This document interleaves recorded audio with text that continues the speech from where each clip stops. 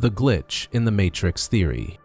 Imagine walking into a room you've never seen before. The walls, the furniture, the quiet hum of a nearby refrigerator, somehow it all feels eerily familiar.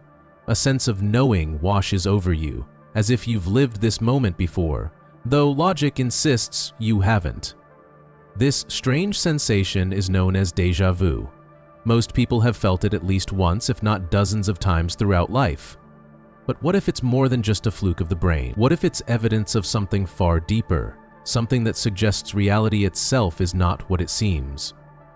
According to the glitch in the Matrix theory, déjà vu is not a random mental hiccup. It is a telltale sign that you're living in a simulation and something, somewhere, just glitched.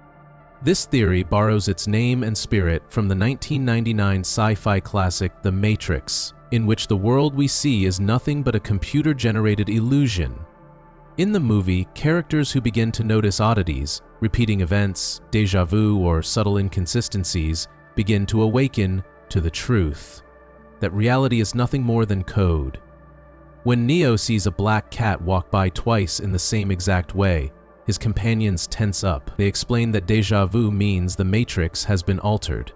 It's a glitch, a sign that the program is rewriting itself. It may be fiction, but for some, the concept hits too close to home. According to the glitch theory, déjà vu happens when a moment is accidentally repeated within the simulation's code, like a faulty loop in software. In programming terms, it's as if the system saved a state, forgot it saved it, and then reloaded it without your conscious awareness catching up in time. You recognize the moment not because you lived it in this life, but because the system accidentally duplicated data. That familiarity isn't memory, it's duplication. It's not you remembering, it's the system repeating. This explanation may sound far-fetched, but consider how simulations work. In video games, rendering large worlds in real time requires shortcuts, loading zones, repeated textures, background code that predicts a player's movement. Sometimes these shortcuts malfunction. A tree might appear half-rendered. A character might walk through a wall. The illusion breaks for just a moment, and the player is reminded, this world is not real. Now ask yourself, what if life itself behaves the same way? What if déjà vu is that subtle moment when the illusion falters, when a memory is not recalled, but re-executed? The glitch in the Matrix theory rests on the broader simulation hypothesis, the idea that our universe could be an elaborate simulation created by a higher intelligence. Philosophers and scientists alike have taken this idea seriously. Nick Bostrom, a philosopher at Oxford, proposed that if any advanced civilization could run complex simulations, and if they chose to do so, then it's statistically more likely that we're inside a simulation than not. In such a universe, the moment-to-moment reality we experience is not foundational, but processed, generated by rules, calculations, and perhaps even errors. This is where déjà vu becomes more than just a curiosity. It's reinterpreted as a system anomaly, like a skipped frame in a video or an audio file that stutters for a second. Déjà vu becomes the soul's brief encounter with artificiality. It's a whisper behind the curtain, an echo of a copied timeline that was never meant to be noticed. Some researchers have suggested that déjà vu could be explained by neural delay or short-term memory overlap, but the glitch theory flips the script.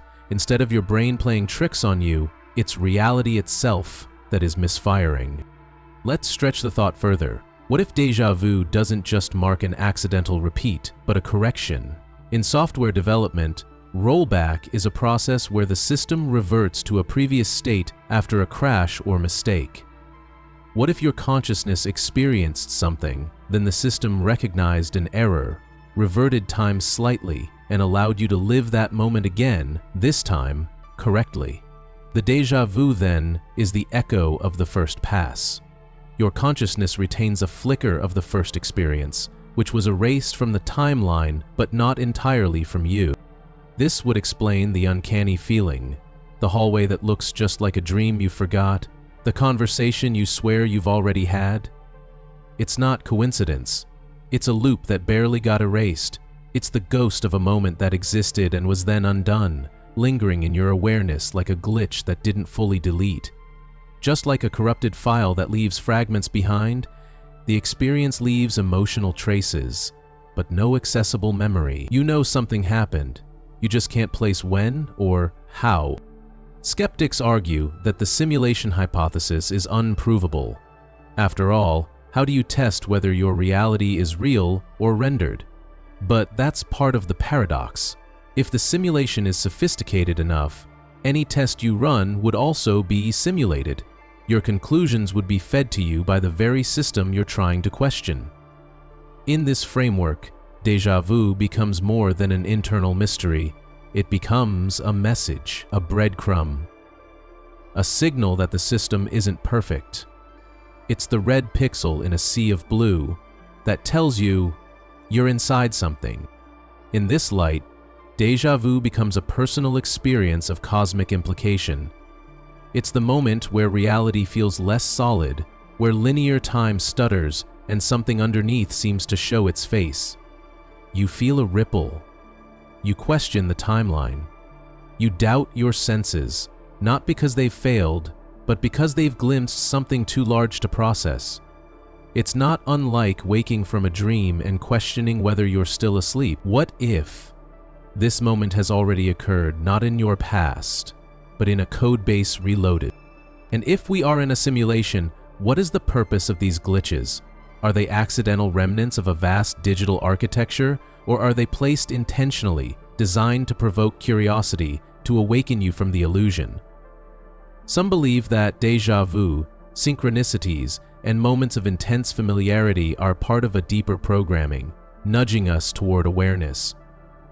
In religious and mystical traditions, similar moments have been interpreted as divine signs. The glitch theory simply reframes them in technological terms. The source is no longer a god, but a coder. The miracle becomes a bug.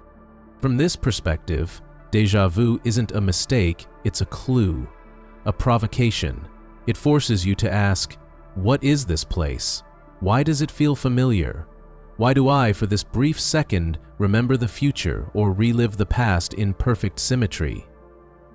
These questions have no easy answers, but they are the very questions that shift perception. They are the questions that loosen the grip of assumed reality and open the door to something greater. And what happens if you follow the glitch? What if you treat déjà vu not as an oddity to dismiss, but as a path to explore? Some have claimed that these moments mark branching points, forks in the code, where the simulation renders multiple outcomes and must choose one.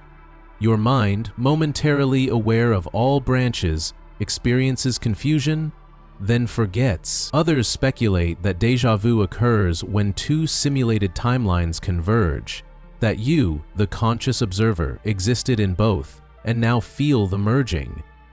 It's not just a repeated moment, it's a stitched one.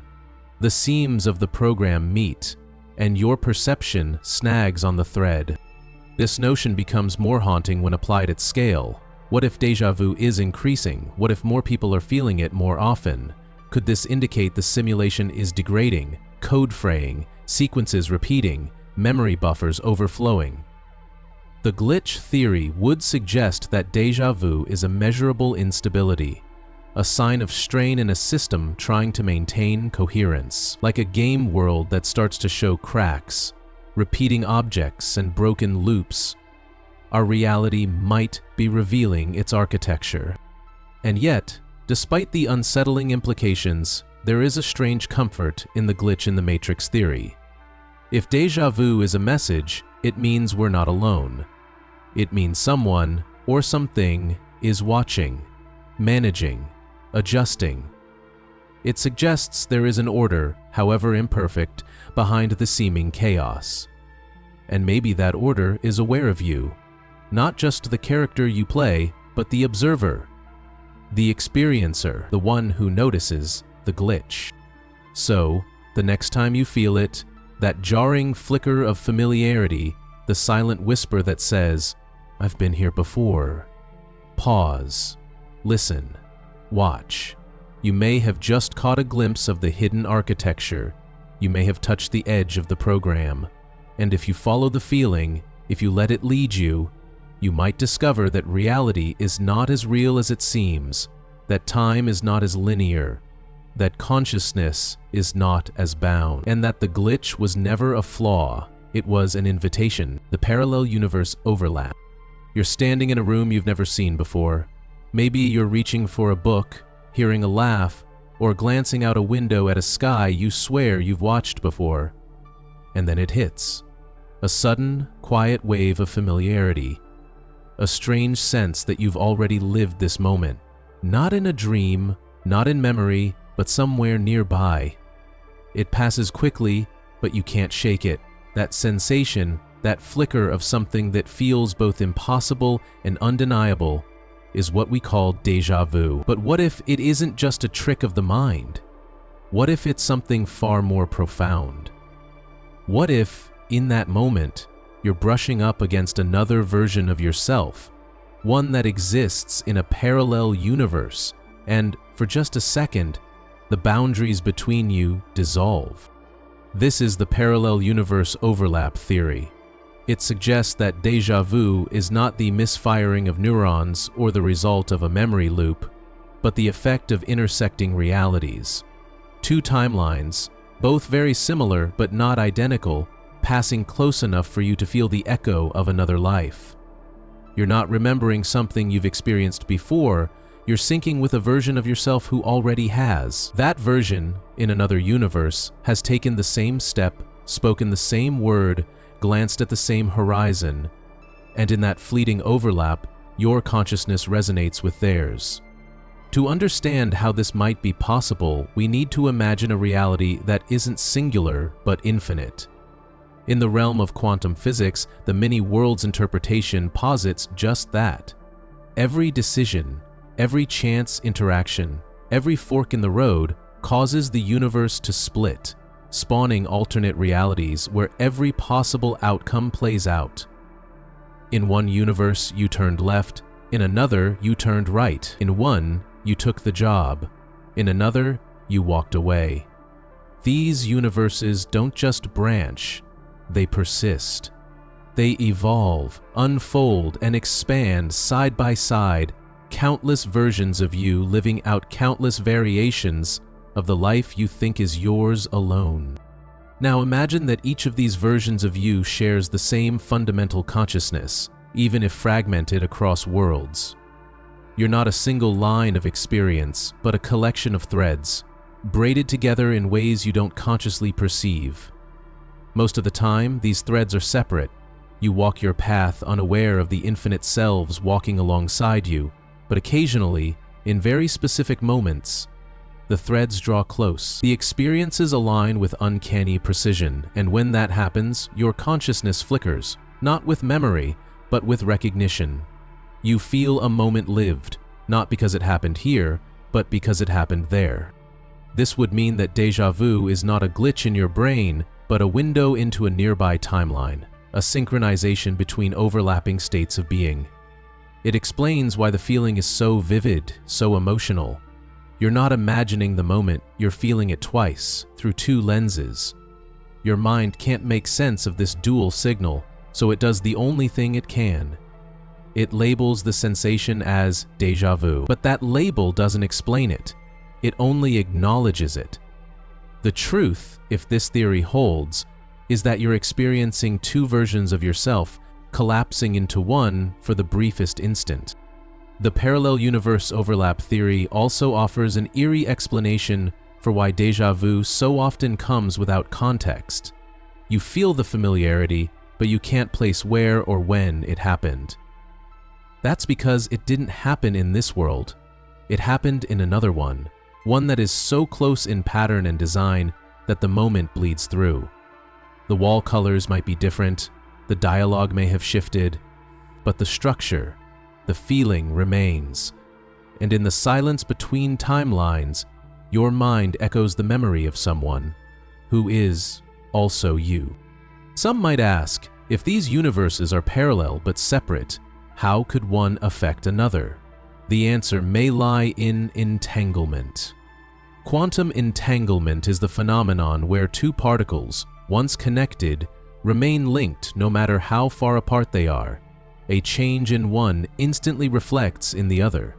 If consciousness is in some way quantum, as some theories propose, then perhaps different versions of you remain entangled across realities.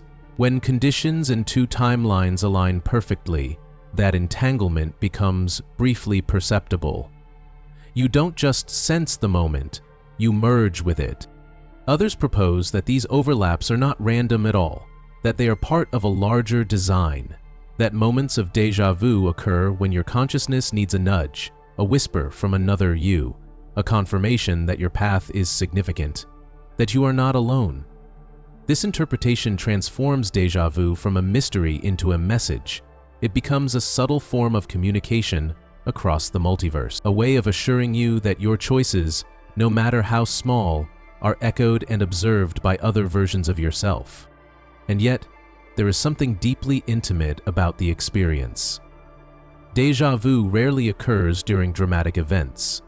It happens in the quiet moments, in the simple, mundane experiences. Pouring coffee, turning a corner, laughing at a joke. Why? Because these are the moments most likely to repeat across timelines. So when you experience déjà vu while tying your shoes or opening a door, it may be because that act, precisely that way, at precisely that time, occurred in many timelines simultaneously. The overlap is not grand, but quiet, and all the more powerful because of it. This theory also introduces a beautiful idea that you are more than one story, that your life is not linear but layered. You are not the only version of yourself walking the path. In other worlds, you are making different choices, living out different truths, but all of you are connected, like stars in a constellation. Each time you feel déjà vu, it is not just a moment, it is a meeting, a reunion of selves, a passing touch between dimensions. There are implications, too, for how we understand fate and free will. If déjà vu marks an overlap between realities, it could indicate that certain events are fixed points, nexus moments that occur in many worlds, regardless of your choices. These could be destined encounters, critical lessons, or soul-aligning decisions. When you feel that sudden wave of knowing, it might not just be recognition, it might be remembrance of something written across many lives. Something meant to happen not once, but always. Skeptics, of course, point to more grounded explanations. They argue that déjà vu is a byproduct of neural misfiring, a temporary glitch in the brain's memory processing. And while that theory has merit, it struggles to explain the emotional depth, the timelessness, the strange melancholy that so often accompanies the experience. A glitch might cause confusion, but déjà vu brings stillness. It humbles you. It reminds you that you are walking through something larger than comprehension. It doesn't feel like failure, it feels like connection. And perhaps that's the key. Whether parallel universes exist or not, the feeling of déjà vu touches something deep and universal. It reminds us that time is not rigid, that identity is not singular, and that consciousness may be far more expansive than we imagine. We are not merely passengers in a one-way journey. We are explorers in a web of experiences, all woven together in ways that transcend our understanding. Déjà vu is the tremor that reveals the architecture beneath the illusion. If this theory is true, then each of us lives not just one life, but infinite variations of life, walking infinite paths. And in rare, sacred moments, we catch a glimpse of those other journeys. A flicker of another you who made another choice. A reminder that you're never truly alone, not in experience, not in space, not in time. You are one voice in a choir of selves, and déjà vu is the harmony between them. So the next time it happens, when you pause, stunned by a feeling you can't explain, lean into it. Don't dismiss it. Don't rush past it. Let it speak. Let it wash over you like a song you almost remember. Because in that moment, you're not just living your life. You're standing at the seam between worlds, feeling the breath of another version of yourself. And that sensation, the overlap, isn't an error, it's a revelation, the memory echo theory. There are moments when the world seems to fold in on itself, not with chaos, but with an eerie sense of precision. You enter a room, see a stranger smile, or hear a sentence spoken, and suddenly you know what's coming next. Not because you've been here before, but because something inside you whispers that you already remember this. Déjà vu, a mystery that strikes silently, catching you mid-thought and leaving behind the unsettling sensation that time has looped. For centuries, people have wondered what it means. Is it spiritual? Psychological? An illusion? But one theory dares to suggest something even stranger, that your memory itself is playing tricks not just with the past, but with the future. This is the memory echo theory, and it proposes that your brain, in its infinite complexity, sometimes stores memories out of order, so you remember something before it even happens. Imagine memory as a sound, not a solid thing you carry, but an echo bouncing across the chambers of your mind. Normally, these echoes follow the rhythm of time. You experience something, and your brain stores it for future reference. Past follows present. Memory follows moment. But what if that sequence sometimes slips? What if, through some imperfection or perhaps some hidden design, your brain catches a whisper of a memory before the experience has occurred? The result would feel exactly like déjà vu, the sense that you've been here before, because in some way, your brain believes you have. The idea isn't as implausible as it sounds. Our brains are not tidy filing cabinets. They are fluid, non-linear emotional processors. When you form a memory, your brain doesn't record a perfect video. Instead, it encodes pieces, sights, sounds, emotions, and reassembles them later when triggered. But this reassembly isn't always accurate. It's a reconstruction, not a replay. Now imagine if your brain, due to stress, fatigue, or a unique neural rhythm, accidentally stored a future moment in the wrong place. Imagine if a fragment of a tomorrow memory got filed under today. When you reach that moment in reality, it wouldn't feel new. It would feel remembered. This is the heart of the memory echo theory, that your brain doesn't just record time, it sometimes scrambles it. And in doing so, it gives rise to the feeling that the future is something you've already lived. These moments feel uncanny because they break the natural order of perception. You're not just experiencing now, you're remembering now, not in hindsight, but in real time. Neurologically, it may come down to how memory and perception are processed. The hippocampus, your brain's memory center, is constantly working in tandem with your senses. It doesn't wait for experiences to end before forming impressions. It samples the present, matches it against stored patterns, and updates its database on the fly. Most of the time, this process is seamless. But under certain conditions, say during intense focus, emotional stress, or when your mind is in a hyper-observant state, the brain might misfire. It might pre-store a moment seconds before it unfolds. Then, when the moment arrives, it feels recalled, not recognized, not imagined, remembered. There are cases in medical literature where déjà vu is linked to temporal lobe activity. Patients with epilepsy sometimes report frequent déjà vu episodes believed to be caused by small bursts of electrical activity in memory-related brain regions. But the memory echo theory suggests something different. Not dysfunction, but disarray, a natural quirk in the sequence of memory formation. Just enough of a delay, or just enough of an advance, to create the illusion of pre-experience. It's important to understand that memory is not a timeline, it's a network. Events are stored by association, not chronology. A smell can trigger a childhood moment. A melody can unlock an old heartbreak. Now, imagine a situation where two events, a future one and a present one, share enough emotional or sensory data to link prematurely. Your brain, ever efficient, stores both together. So when you encounter the future one, it doesn't feel like the first time. It feels like the return of something faintly known, a soft echo of memory, arriving too early. Think of your brain like a pianist playing a symphony of thought, with each key tied to an experience. Most days the notes follow the sheet, but sometimes a chord is struck ahead of its time, a measure skipped, a melody remembered before it's written. The song continues, but something about the rhythm feels out of order. Not wrong, just unexplainable. That's what déjà vu becomes in this theory. An echo from a memory that hasn't yet unfolded, misfiled in the subconscious, and recalled as reality plays catch-up. This also explains why déjà vu is so fleeting. The moment it arrives, it begins to fade. Your brain catches up, aligns the memory with the experience, and removes the conflict.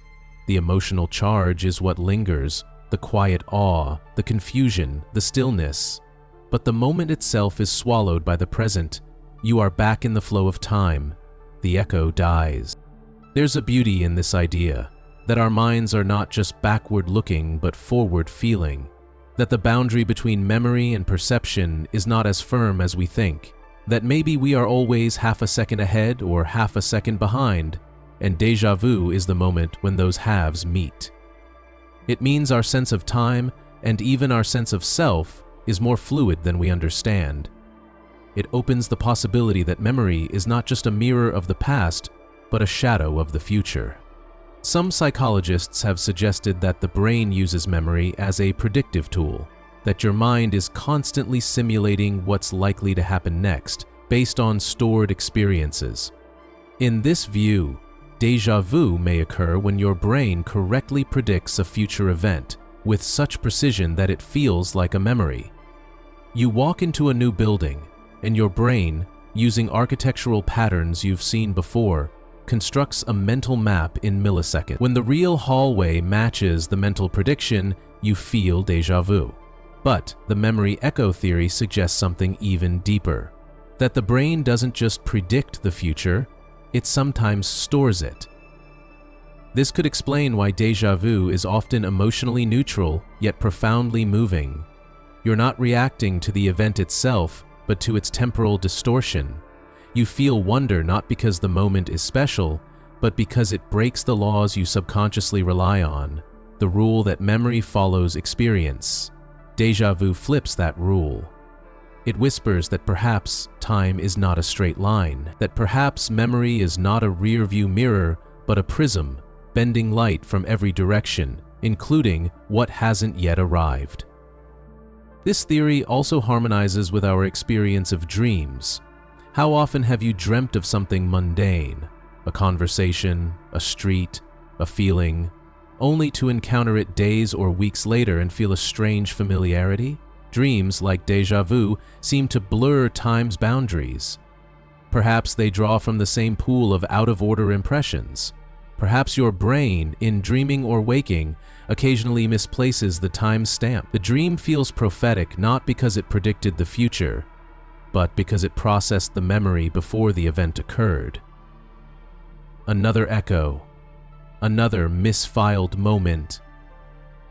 And if this theory is correct, then déjà vu is not a mistake, it's a clue, a glimpse into how your mind stretches across time, not just reflecting what was, but previewing what will be.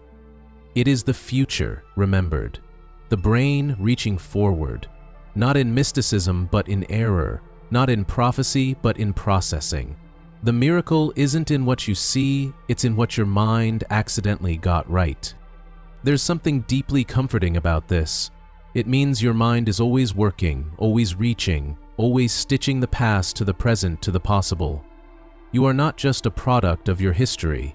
You are a mosaic of timelines, some behind, some ahead, some imagined. Déjà vu is the moment you catch yourself mid-weave, tugging the thread of a memory before the tapestry's even finished.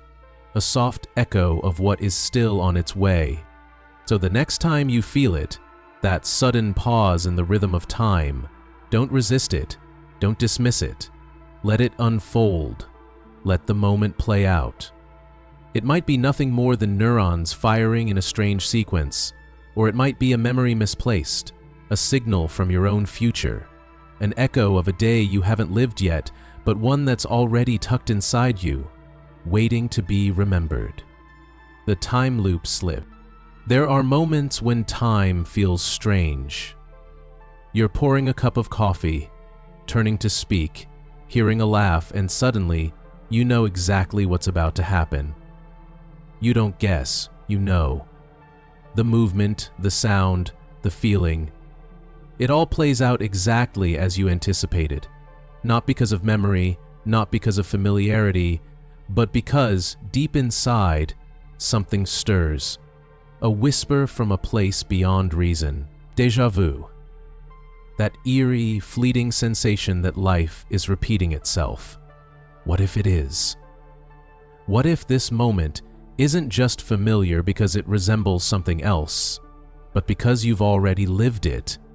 What if déjà vu is a clue that you're stuck in a time loop, reliving your life again and again, and only occasionally the illusion slips? This is the time loop slip theory. It suggests that you're not walking a straight line through time, you're walking a circle, over and over. Birth, growth, memory, death, and then, inexplicably, rebirth into the same script. Not reincarnation in another body, but reincarnation of the exact same life. You are you, again. The same choices, the same faces, the same heartbreaks, the same laughter, and every once in a while your mind remembers. Not in full, not clearly, but faintly, a flicker, a jolt, a chill across the skin of time. That's déjà vu. Not a glitch in the mind, but a break in the loop. A memory from your last pass through this timeline, rising to the surface.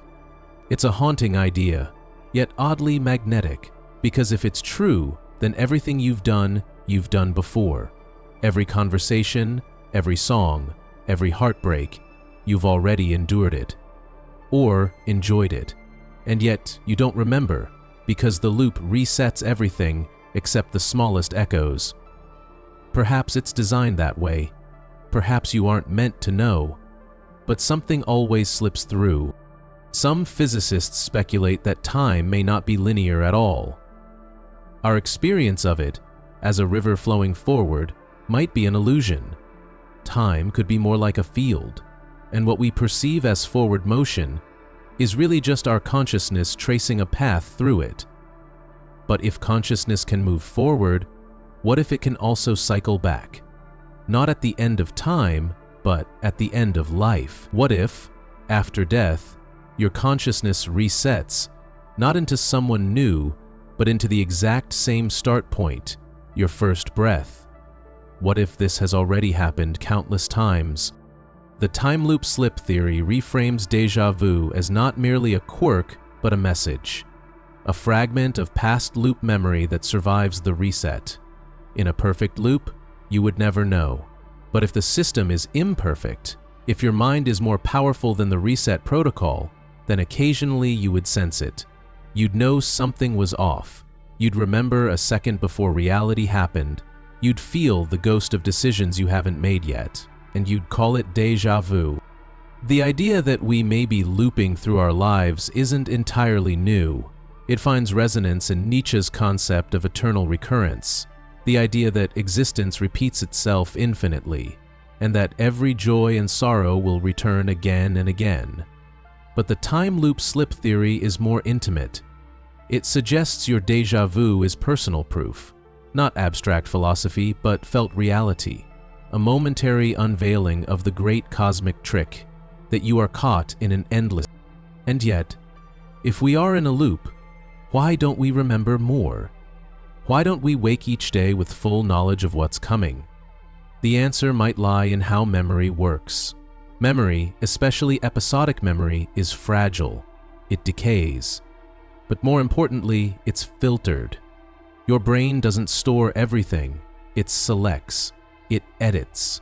And if you've been through this life before, your brain may actively suppress those memories to keep the illusion of forward momentum. But cracks form.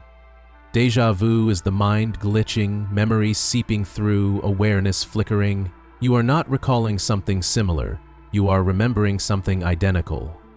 It's possible that only the most emotionally neutral moments trigger this recall, not because they're meaningless, but because they pass beneath the radar. In emotionally charged moments, love, fear, grief, your mind is overwhelmed, absorbed. But in stillness, washing dishes, crossing a street, picking up a pen, your consciousness is more porous. In those quiet moments, the loop slips. The pattern repeats just enough for your inner self to recognize it. Some believe these slips are signs that you're becoming aware, that consciousness is trying to break the cycle, that each déjà vu is not just a symptom but a signal, a question rising from within. Haven't I done this before? Not metaphorically, but literally. The look on a face, the turn of a phrase, the tilt of your head, all perfectly aligned, not by chance but by design.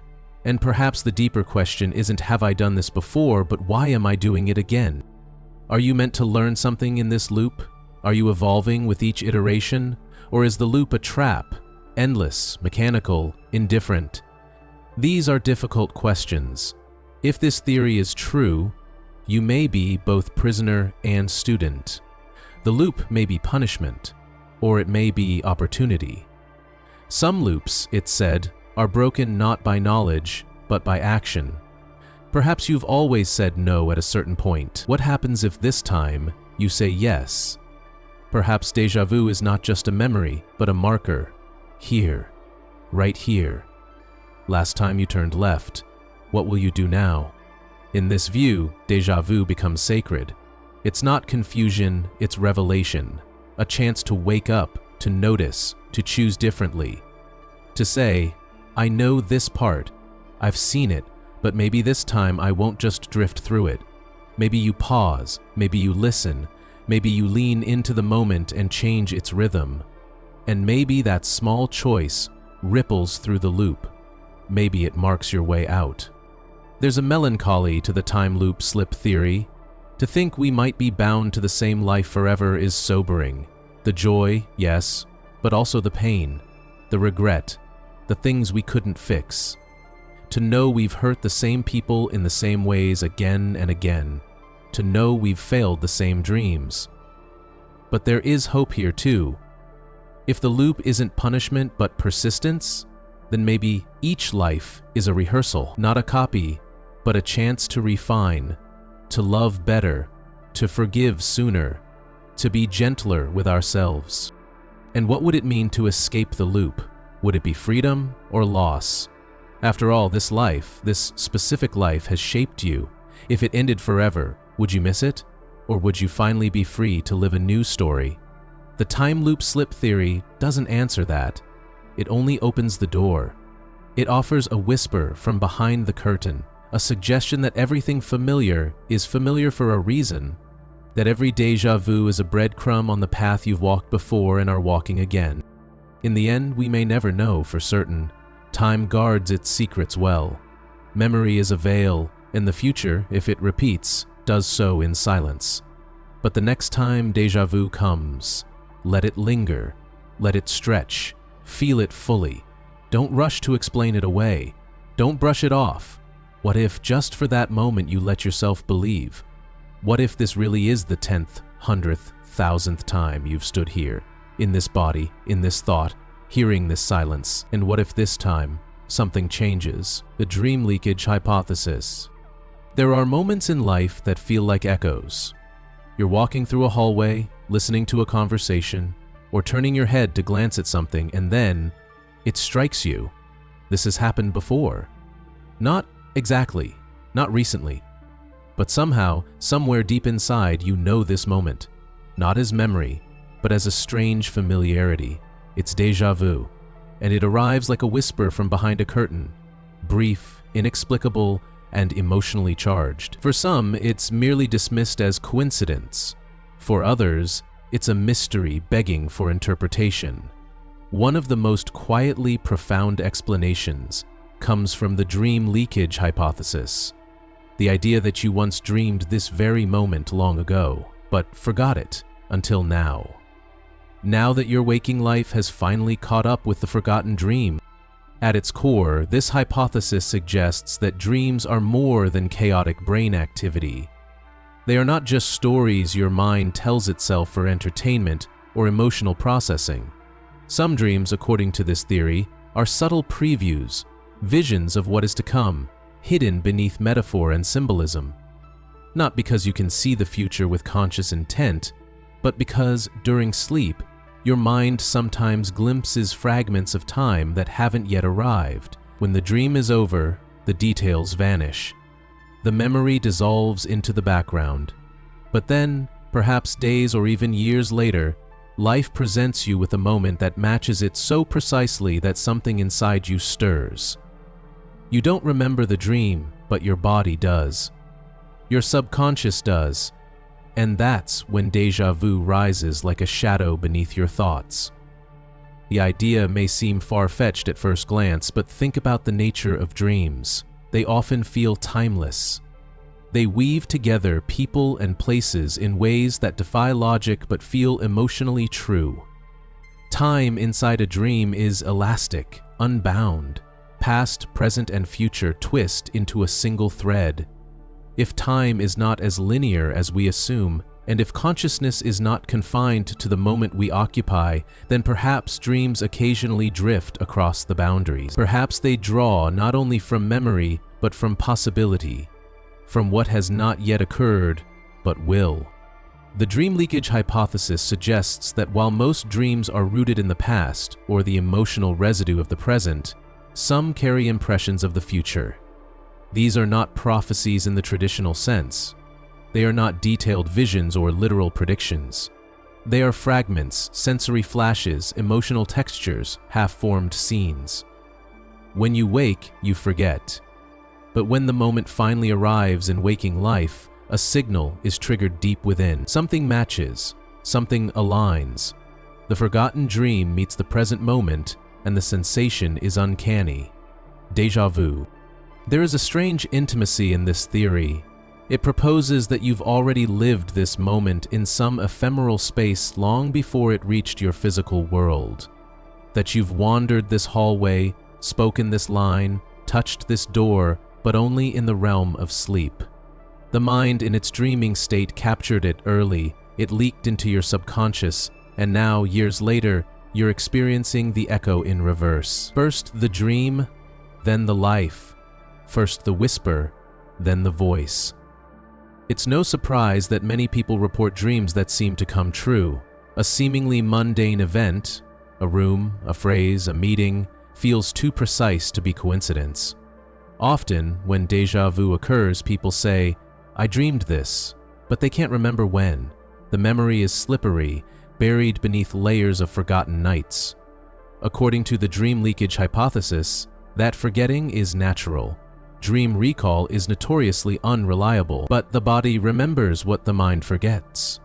The emotional resonance, the visual match, the symbolic harmony, they linger, waiting to be activated. Neuroscience offers interesting support. Studies show that dreams engage the same brain regions that are responsible for memory, emotion, and imagination. The hippocampus, which stores long-term memory, is highly active during REM sleep. The visual cortex lights up. The amygdala floods the mind with emotional intensity. In many ways, dreaming mimics reality. The brain responds to imagined experiences much the same as it does to real ones. So, what happens when the dream reflects an event that hasn't yet occurred? The brain treats it as memory. When the real moment finally comes, it activates those same neural pathways, and the result feels like recognition. Of course, skeptics argue that this is coincidence, that the brain simply recognizes patterns, and when life imitates a remembered or forgotten dream, it triggers a false sense of familiarity. But the dream leak hypothesis suggests something more subtle.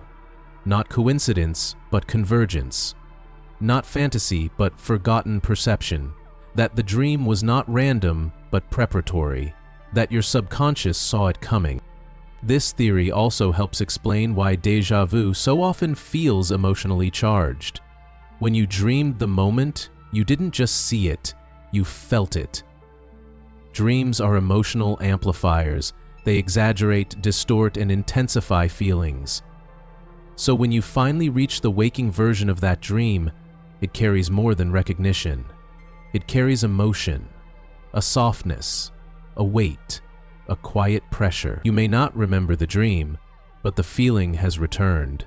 And it's not just in your head, it's in your body, your breath, your skin. That's why déjà vu often stops us mid-sentence. Why it steals our voice just for a second. Because the memory it awakens isn't just visual, it's visceral. The dream leakage hypothesis also opens a door to thinking differently about time. If dreams can occasionally drift into the future, then maybe time is more like a landscape than a road. Not something we travel through, but something we move across. Our waking minds follow a straight path, but in dreams, we float, we rise, we drift sideways, and every so often, we stumble into a scene that our future selves will later call the present. When that happens, we don't store it as fact, we store it as possibility. Then we forget, until one day, the moment comes, and we find ourselves paused in the middle of life, haunted by a dream we can't recall, but know we lived. And yet, there is comfort here. The idea that our dreams might prepare us for what lies ahead, that the mind, in its quietest hours, glimpses the horizon and plants small seeds of recognition. It means we're not just reacting to life blindly. Somewhere within us, we've been here before. We've seen the storm, the joy, the silence. We've already rehearsed this page of our story, even if we've forgotten the script. Déjà vu becomes a quiet affirmation. Yes, you dreamed this. You knew.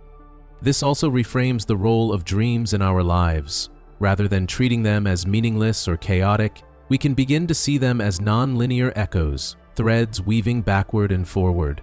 Some dreams may still be psychological noise, but others, perhaps, are deeper currents, soft warnings, subtle rehearsals, sacred clues. And when we feel déjà vu, it's not because the mind is malfunctioning, it's because the memory has come full circle.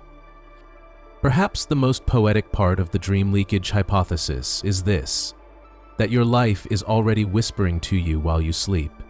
That the future, however dim or distant, sends messages through your dreams. They arrive not with clarity, but with feeling. Not with certainty, but with symbol. And even if the dream fades with morning, the soul remembers.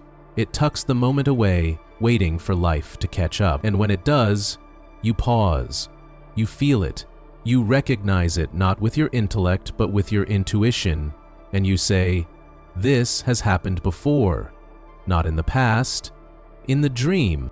So the next time you feel déjà vu, let it linger. Let it wrap around you. Don't chase it away with logic. Ask yourself instead, did I once dream this? Can you feel the echo in your bones, the hush of something returning? If you can, then perhaps you're not just remembering. Perhaps you're honoring the dream that tried to tell you where you'd be. Perhaps you're standing at the intersection where sleep and waking life briefly touched hands and everything aligned. The quantum memory entanglement. There are moments when your mind seems to stretch. You're walking through a quiet street, reaching for a glass, or catching a certain phrase in conversation, and without warning, you feel it. A wave of familiarity, unmistakable and strange. You know this moment. You've seen it before. You've lived it. But you haven't. At least not here. Not like this. That sudden, unsettling sensation is déjà vu. And while many explanations attempt to describe it as a quirk of memory or perception, there is one hypothesis that ventures into deeper territory, into the mysterious world of quantum mechanics. The quantum memory entanglement theory suggests that two moments in your life become linked at the quantum level. So when you experience one, your brain falsely activates the other as if it were a memory. It feels real because, in a sense, it is, but not from now. To understand this, we must first look at what quantum entanglement means. In quantum physics, entanglement is a phenomenon where two particles become so deeply connected that the state of one instantly influences the state of the other, even across great distances. They behave as one, even when separated. Now take that idea and apply it to time. According to the quantum memory entanglement theory, when your brain encodes an experience, whether in youth, in dreams, in moments of high emotion, it doesn't always store it in isolation. Sometimes, the neural pattern of one experience becomes subtly linked with another that hasn't yet occurred. These two moments, separated in time, become entangled beneath awareness. Then, when you eventually live the second experience, the entangled memory of the first is activated, instantly, unconsciously, and powerfully. You feel like you've been here before, not because you have, but because your brain has already paired this now with another then. This may sound like science fiction, but it draws upon real questions within both neuroscience and quantum theory. The brain is not merely a linear storage device. Memory is fluid. Emotions, sights, and sensations are stored in overlapping neural patterns. And quantum mechanics, while it governs the tiniest particles, may also play a hidden role in the brain's architecture. Some scientists, like physicist Roger Penrose and anesthesiologist Stuart Hameroff, have speculated that consciousness itself may rely on quantum processes inside the brain's microtubules.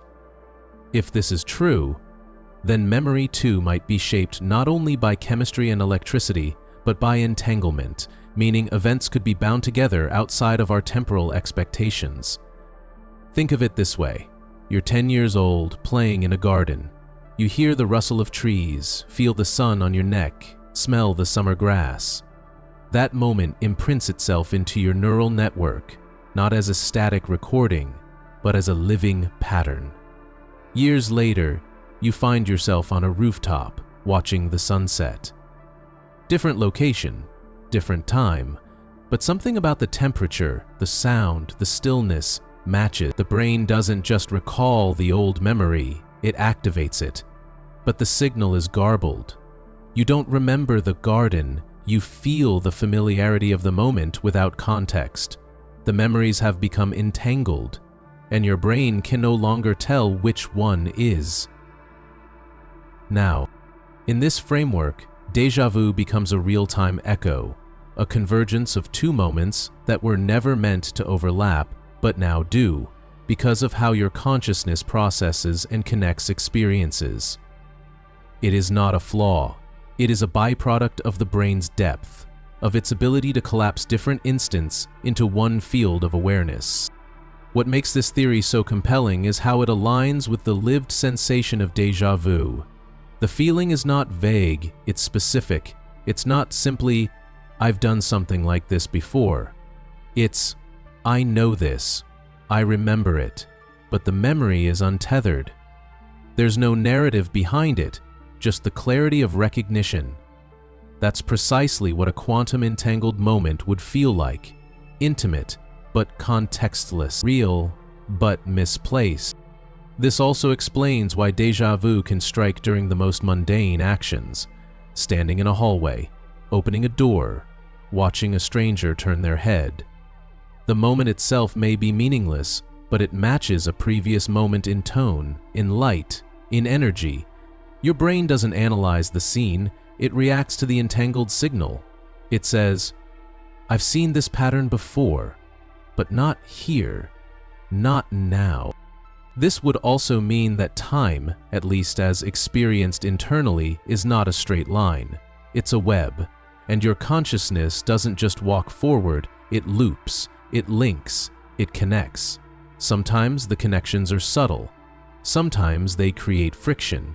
That friction is what you feel during déjà vu, a moment of tension between linear time and entangled memory. The brain, unsure of which timeline it's in, flashes both. Some interpretations of entanglement suggest that entangled particles remain in constant communication, even beyond space-time constraints. So imagine, if your memories, your subjective mental events, behaved in a similar way. that certain moments are bonded, and when one is triggered, the other fires too. Not fully, not consciously, but enough to stir that eerie sense of familiarity, enough to create the illusion that you are remembering the present before it happens. And maybe you are, because the memory is of something that hasn't yet happened here, but has happened somewhere in the landscape of your entangled awareness. One implication of this theory is that your perception of time is more flexible than you think. We assume that memory follows experience. But what if experience sometimes follows memory? What if the sensation of now is just one slice of a multi-dimensional structure your mind only partly perceives? In déjà vu, the veil thins. The brain momentarily accesses a memory it wasn't supposed to retrieve yet, not because it failed, but because it connected too deeply. This could also explain why déjà vu often passes as quickly as it comes. The entanglement resolves itself. The brain sorts out the false signal, the timelines realign, and the sense of familiarity fades, leaving behind only a trace. You're back in one moment, one world, one now. The entangled memory returns to silence, but for those few seconds, you glimpsed something greater. Not just a past life or a forgotten dream, but the structure of time as your brain really experiences it. Some might ask, if entanglement is real, why doesn't it happen more often? Why don't we live in a constant fog of overlapping moments? The answer may lie in thresholds. Most experiences, even when similar, don't cross the necessary boundary. But occasionally, when sensory details align, when emotional frequencies match, when the conditions are just right, the quantum memory link activates. The brain doesn't think, it resonates. And you're pulled into a moment that feels like it belongs to two different lives, because on some level, it does. Quantum mechanics remains one of the most mysterious and least understood domains of science. Its implications defy common sense. Particles that exist in multiple states at once, actions that ripple backward through time, objects that remain connected despite infinite separation, and yet it describes reality more accurately than any other physical theory. If such rules apply to the foundation of the universe, could they also shape the strange frontier of memory? The quantum memory entanglement theory does not require that we consciously understand it. Like dreams, it works beneath awareness, but it offers a poetic and scientific way to view the mystery of déjà vu, not as error, but as evidence. Evidence that time is more entangled than we think, that memory is more fluid, that experience is not isolated in neat compartments but flows, connects, entangles. And it reframes the meaning of those strange déjà vu moments. They are no longer coincidences or glitches. They are the shimmer of time's deeper fabric. They are signs that your life is not unfolding alone, but in resonance with itself. Each moment you live may have a twin, pulsing in the shadows. Each choice you make may light up more than one version of now. So the next time it happens, when you freeze mid-sentence, sure that you've already spoken those words, pause. Let it wash over you. You are not going crazy. You are remembering across timelines. You are feeling the presence of another moment linked to this one, entangled long ago in the quiet folds of your mind, and for a few seconds, you are standing in both, one foot in the past, one foot in the now, and a memory that belongs to both, the reincarnation glimpse. There are moments in life that don't just feel familiar, they feel ancient. You walk into a room, hear a name, touch an object, or smell a scent, and suddenly you feel an overwhelming sense of recognition. Not as though you've been there before in this life, but as though your soul has. You can't quite place it. There are no clear memories, no vivid flashbacks, no images you can hold on to, and yet the sensation lingers, mysterious, profound, and unsettling. This is déjà vu. And while many explanations offer neurological or psychological origins, one theory suggests something deeper. The reincarnation glimpse hypothesis proposes that déjà vu occurs when you encounter a moment that mirrors a situation from a past life. Something your soul recognizes, though your mind cannot explain. In this view, life is not a single straight line, but a sequence of journeys. Each time your physical body perishes, your consciousness, your essence, your soul, moves forward, inhabiting another form, another story, another chapter. You do not remember your past lives because memory, as we typically understand it, is tied to the brain. And each new life comes with a new brain, a new slate. But your soul remembers, not with words or images, but with feelings, energy, and resonance. And sometimes, in rare and quiet moments, that soul memory surfaces. Not fully, just a glimpse. A ripple through time. And that ripple is what we call déjà vu. Imagine a street you've never walked before.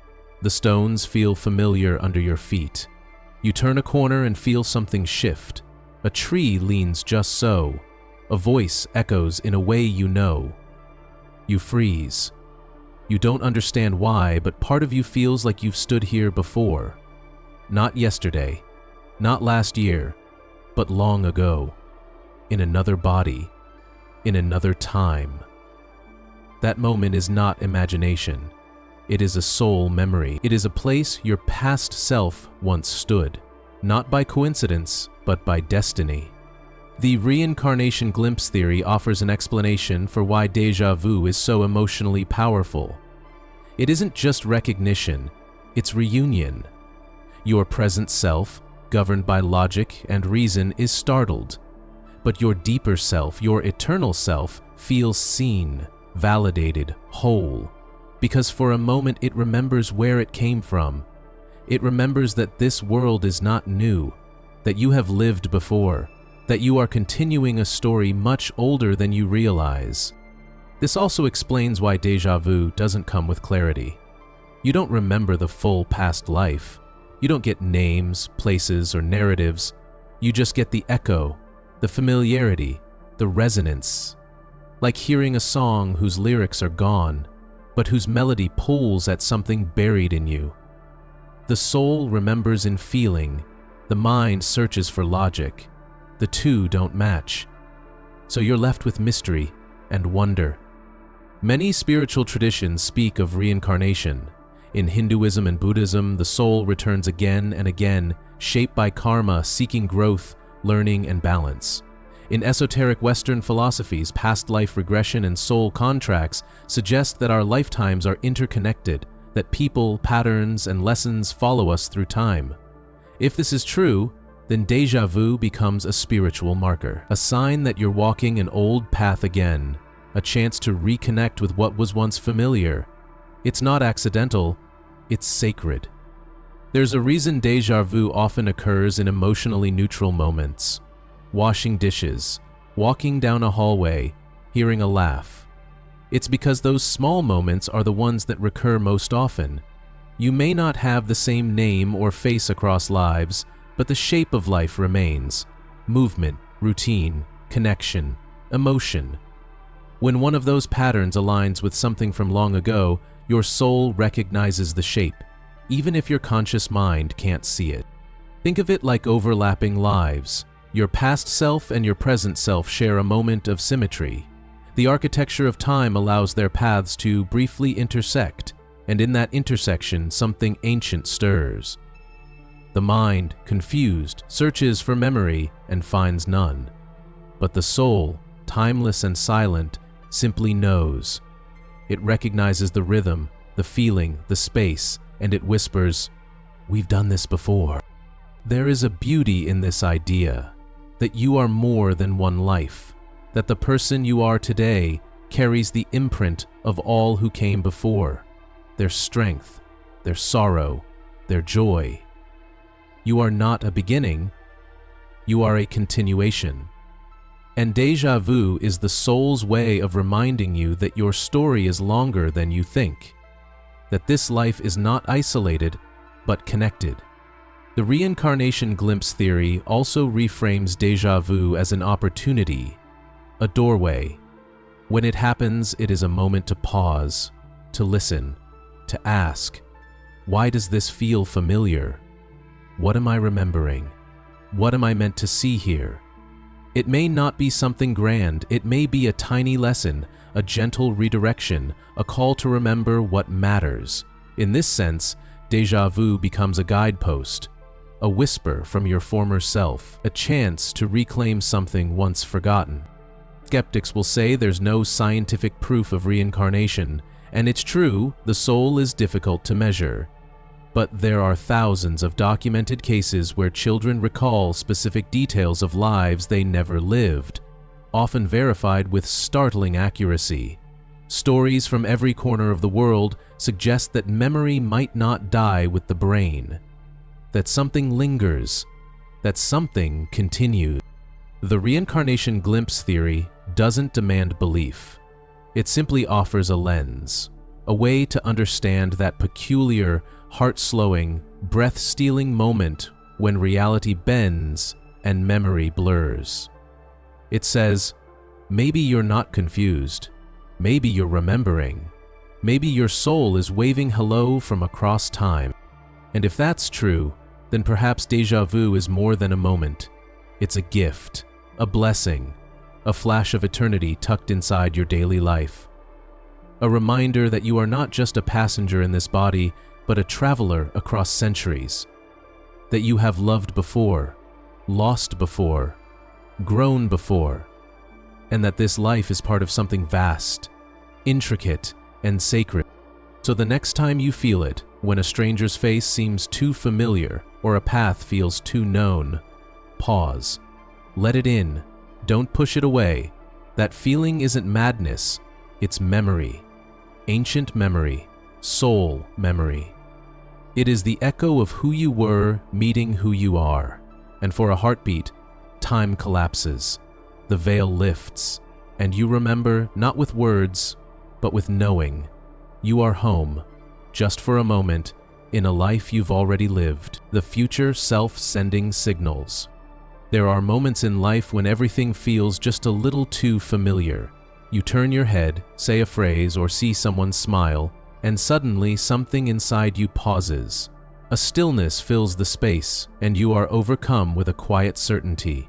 I've lived this before. The words, the gesture, the timing, it's all so precise, as if rehearsed in another life or another moment just beyond reach.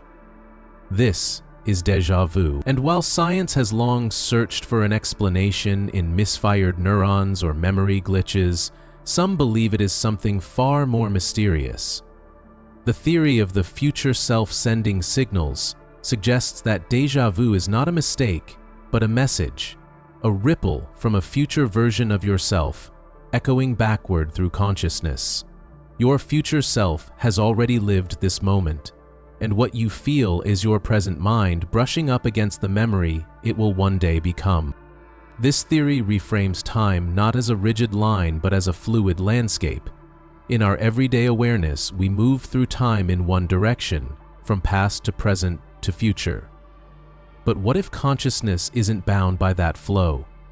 What if, under certain conditions, your awareness leaks beyond the moment you're in, touching both what has been and what is yet to come? The future self theory suggests that there are moments so significant, so emotionally resonant, or so energetically aligned that they create impressions that travel backward through time. These impressions, shadows of future memory, are absorbed by your earlier self, and when you finally arrive at the actual moment in linear time, it feels familiar because a part of you has already felt it. Déjà vu, then, becomes less about the past and more about the future. It is not a replay of something you've already experienced, but a preview, an echo of something your consciousness has already registered in a later chapter of your life, and it is being sent back not with clarity or detail, but as a sensation, a nudge, a spark of awareness that says, pay attention, this matters. This theory opens the door to a radical idea, that time, at the level of consciousness, might be more porous than we think. Physicists have already entertained the possibility of time existing as a dimension, one that might allow information to move in more than one direction. If particles can be entangled across space, perhaps thoughts and memories can be entangled across time. Your future self, standing in a moment of significance, may send a signal backward, not deliberately, but as a byproduct of emotional intensity or spiritual focus. The stronger the impression, the louder the signal. And when your present self encounters that same moment, the memory stirs, not forward, but backward. Think of it like resonance. In music, a sound can cause a nearby string to vibrate even if it's untouched, so long as it matches the right frequency. Perhaps your future memory, vibrating with importance, resonates backward through your life. And when the conditions match, when your present self enters the moment the future self once lived, the two frequencies align. That alignment is what you feel as déjà vu. It is your past self being momentarily stirred by a future vibration. This theory also explains why déjà vu often feels emotionally loaded, even if the moment itself is simple. It's not the setting or the action that matters, it's the emotional blueprint it carries. That future self may have stood in the same place, feeling something deep, and that emotion sent out ripples, reaching you long before you were supposed to receive them. So, when you reach the moment in the present, it lands with a strange weight. You don't remember the emotion, you become it. And you don't know why. Because the source hasn't happened yet, but it's waiting for you. The future self-sending signals theory transforms déjà vu into something sacred. It's not a fault in your mind. It's a quiet form of time travel, a connection point between who you are and who you are becoming. A signal across the years, reminding you that time is not as solid as it seems, that you are already walking through moments you've touched before, that your story is unfolding in more than one direction. And perhaps your future self doesn't send signals only from moments of clarity, but from turning points, forks in the road where something critical was decided. Maybe déjà vu is the soul's way of flagging a moment. You've been here before, and what you choose now matters. In that sense, it's not just recognition, it's guidance. A subtle reminder that your life is not only made of what came before, but of what lies ahead. And sometimes the person you're becoming reaches back to help shape the person you are. This theory resonates with ideas found in both ancient mysticism and modern science. In dreams, people often report seeing glimpses of their future, tiny details, places, or feelings that eventually arrive in waking life. These precognitive dreams may be part of the same mechanism: consciousness, unbound from the present, sampling moments from other points in time. Déjà vu, then, becomes the waking version of that same time-bridging experience, a dream you don't remember from a future you haven't met. But when it hits, you feel it, not in logic, in bone-deep certainty. It's possible, too, that the intensity of your déjà vu is related to how often it has echoed through your life. Some people report the same moment repeating, sometimes years apart, each time with that same eerie familiarity. Perhaps that's not just memory repetition, but signal reinforcement. A future moment keeps rippling backward, brushing up against you again and again, until you finally notice, until you wake up. This theory offers comfort, too. If déjà vu is a signal from your future self, it means you're connected, not just to your past, but to your own becoming. You are not wandering blindly through time. You are part of a larger awareness that transcends the moment. And your future self is not a stranger, it is a companion, quietly guiding, gently reminding, always present. And it means time is not your enemy, it's your medium.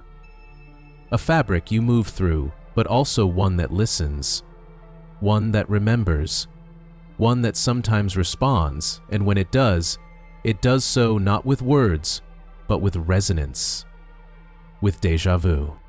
So the next time it happens, when a scene locks into place with impossible familiarity, when you pause mid-sentence because you know what's coming next, don't shrug it off. Lean into it. Ask yourself, what is my future self trying to show me? Why does this moment matter? What am I supposed to see here? You may not get answers in words, but the feeling itself is a clue. You're walking through something that already exists, somewhere in your future, and for a breathless second, time has folded. Will live with greater courage. You have touched the edge of what is to come. In the silence that follows, take comfort. You are not lost.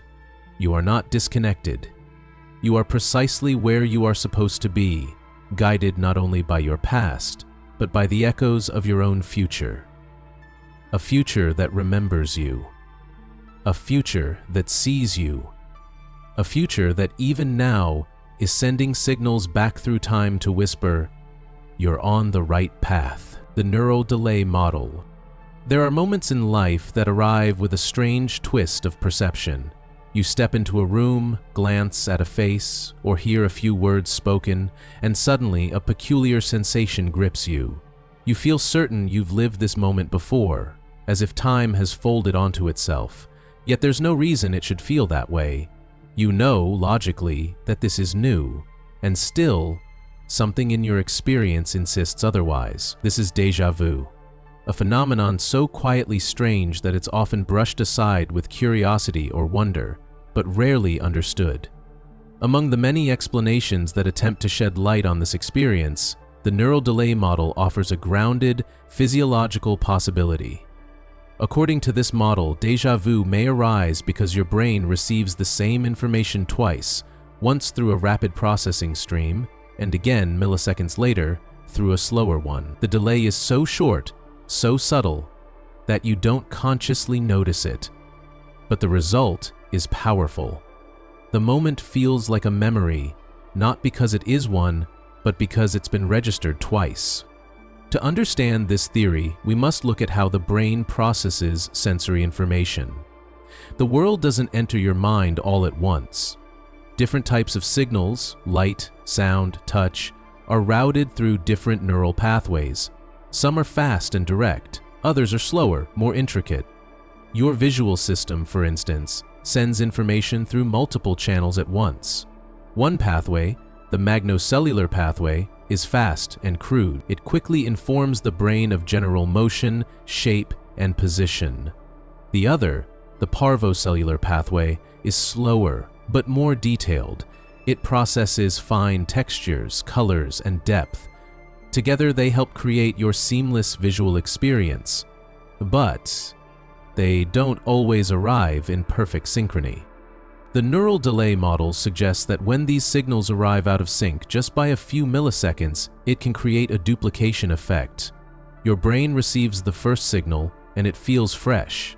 Then, moments later, it receives the second, and because that second signal matches so precisely with the first, your mind interprets it as repetition. You've seen this before, it concludes, not realizing that the repetition is happening right now. The effect? Déjà vu. This isn't a memory from the past resurfacing, it's the same present moment, received twice. The first registration slips just below conscious awareness, like a shadow passing through your periphery. The second one, slightly delayed, lands with full conscious recognition.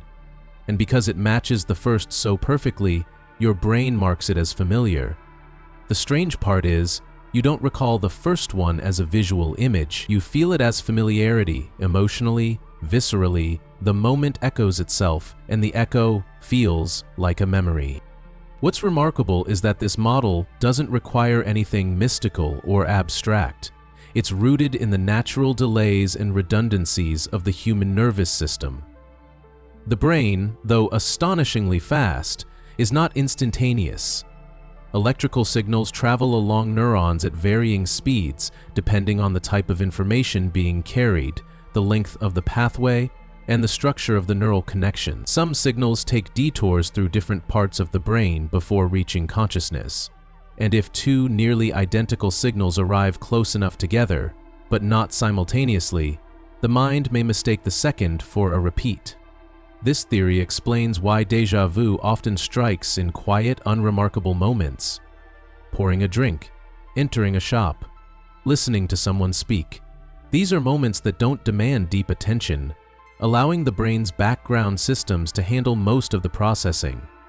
In these situations, the slight mismatch in signal timing may be more likely to go unnoticed until it creates that eerie sense of familiarity. If the delay were any longer, you might recognize the disconnect, but because it's so brief, just milliseconds, it flies under the radar, blending present and past into a single uncanny sensation.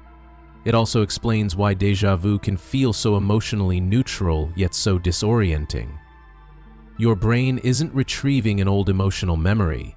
It's reacting to a current sensory experience with duplicated processing. The familiarity you feel doesn't have context because there is no previous event. There's no before. There's only the now repeated. This model suggests that déjà vu is not a psychic or paranormal experience, but a perceptual hiccup, a natural byproduct of a brain trying to weave together separate data streams into one seamless whole. And yet, even within this scientific framing, there's something profoundly humbling about the neural delay model. It reminds us how fragile and constructed our sense of reality truly is. We rely on our perception to guide us through the world, to tell us what is real and what is memory. But what happens when the machinery of perception slips, ever so slightly? What happens when the mind sees the same thing twice and mistakes it for déjà vu? Suddenly, the fabric of time feels thinner. You begin to wonder how much of what you remember is truly the past, and how much is simply the brain syncing with itself. This theory also accounts for why déjà vu can occur more often in certain individuals, particularly those who are tired, stressed, or neurologically sensitive. Fatigue and emotional strain can subtly alter the timing of neural transmissions. A tired brain is more likely to experience delays, more likely to misfire. People with temporal lobe epilepsy, for instance, often report intense and frequent déjà vu as part of their condition. The temporal lobe is involved in both memory formation and sensory integration, making it a prime candidate for this kind of delay-based phenomenon. In these individuals, the dual processing of a single moment becomes more pronounced, and déjà vu becomes not an occasional quirk, but a regular part of perception. Still, the neural delay model doesn't diminish the significance of déjà vu. On the contrary, it adds depth to our understanding. It shows us that even our most ordinary experiences are built from a complex choreography of signals, rhythms, and synchronization. That the sensation of now is not a fixed point, but a carefully orchestrated illusion, one that depends on countless micro-calculations happening in the brain at all times. And sometimes, just sometimes, that illusion falters. And when it does, we feel it.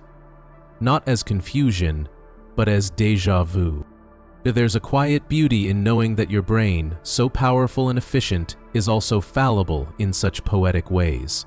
That the tools meant to anchor you in time can sometimes betray you, not with fear or pain, but with a sense of wonder. Because that's what déjà vu is, at its core, a wonder. A moment of silent awe in which time feels slippery and the ordinary becomes laced with mystery. And to know that this sensation can arise from a slight delay in perception makes it all the more extraordinary.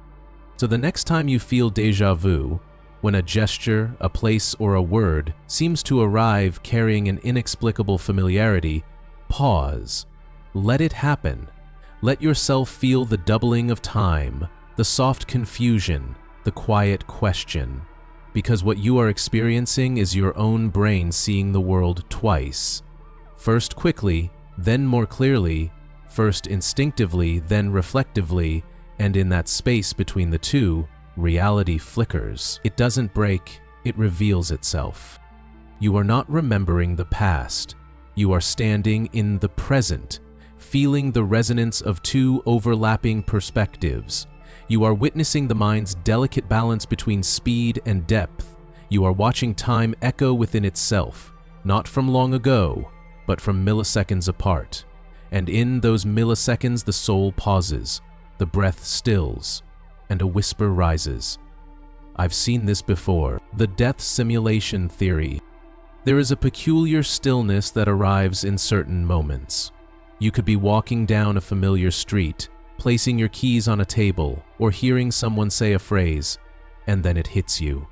That sharp, unshakable feeling that you've been here before. The timing, the atmosphere, the sound of your own breath. It's all too familiar, as if this exact moment has already happened.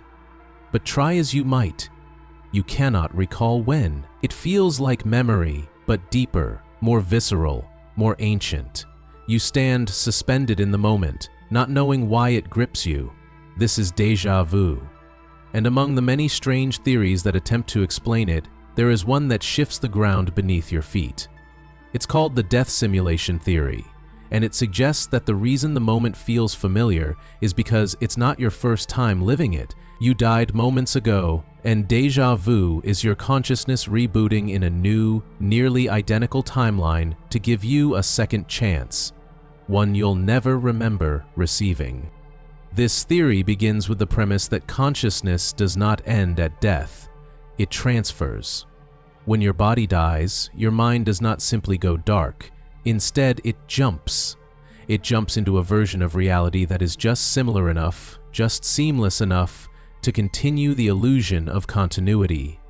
You don't remember dying, you don't remember shifting timelines, but every so often, something in the new world slips, a detail that wasn't perfectly synced, a memory that carried over, and you feel it. Not with clarity, not with explanation, but with déjà vu. According to the death simulation theory, we are living in a kind of quantum multiverse where countless parallel realities unfold at once. In one, you tripped down the stairs. In another, you missed your exit. In another still, the diagnosis came too late. But each time your life ends in one timeline, your consciousness slides into the next nearest one where you survive, and the transition is smooth. So smooth that you never notice the shift, except in that moment of déjà vu. That flicker of familiarity isn't from the past. It's from the life you just left behind. It is a chilling and fascinating idea that you've died more times than you can count, and each time the universe has quietly rerouted you. Your consciousness, unable to die, simply finds the nearest exit to continue existing. And the feeling of déjà vu is a scar, a psychic seam from the surgery of shifting worlds, a tiny echo from the death you didn't know you escaped. You aren't remembering a dream, you're remembering the moment before you died, and now here you are again. This theory turns déjà vu into a secret message, not from the universe, but from yourself. A signal that something has changed, that this moment is not just familiar, it's a checkpoint, a marker, a restart. But the illusion of life must remain intact, so the signal is subtle, a whisper, not a scream. You aren't supposed to remember the death, only to keep moving forward, unaware that you were just given another chance. In some versions of this theory, life itself is viewed as a simulation, not metaphorically, but literally, a construct of consciousness designed to teach, to test, to evolve.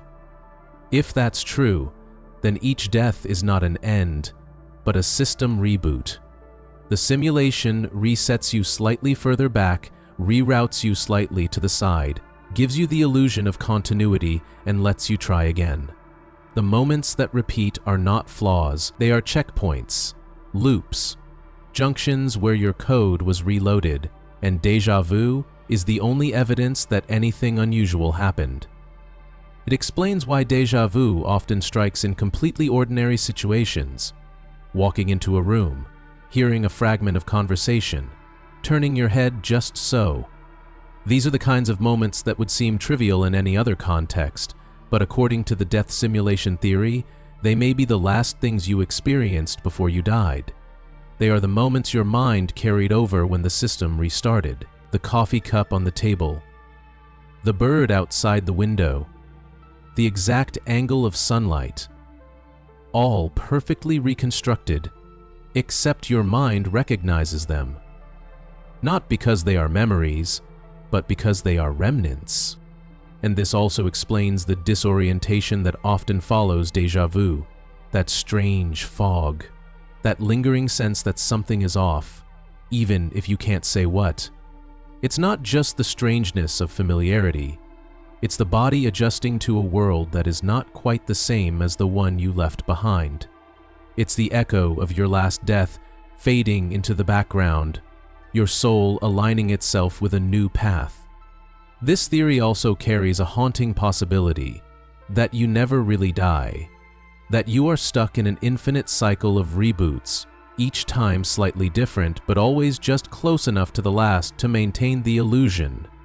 And each time you experience déjà vu, it's a reminder that something just ended. A timeline collapsed, a version of you ceased to exist, and the one who now stands in your shoes is a continuation not of your life, but of your survival. Some may find this terrifying, the idea that death is not rest but reset, that you may be endlessly shifting through parallel versions of reality, always avoiding the final end. But there is also something beautiful here, something strangely hopeful. It suggests that life is persistent, that consciousness refuses to give up, that the story will always find a way to continue, even if the audience never realizes the play restarted.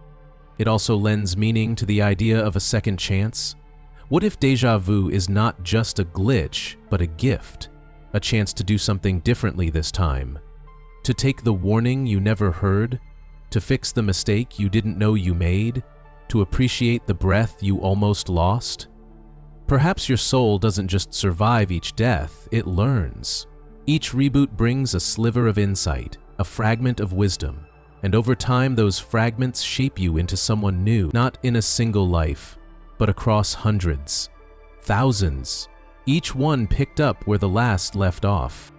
And what if one day you do remember? What if the illusion of continuity wears thin? What if the memories begin to leak? You might walk through your day and begin to recognize not just moments, but outcomes, feelings, futures. You might begin to suspect that this life isn't your first, or your 10th, or your 100th, and maybe then déjà vu becomes something else entirely, not a curiosity, not a glitch, but a call to wake up.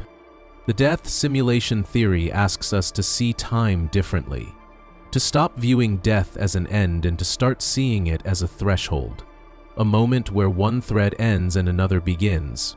Not in another world, but in this one. Just slightly shifted, just slightly altered, close enough to feel the same, different enough to feel wrong, and in the space between those two truths lies déjà vu. So the next time you feel it, when the room seems too familiar, the moment too precise, the air too still, pause. Ask yourself, what am I remembering? What just changed? You may not find answers. This system is not designed to give you answers, only continuity.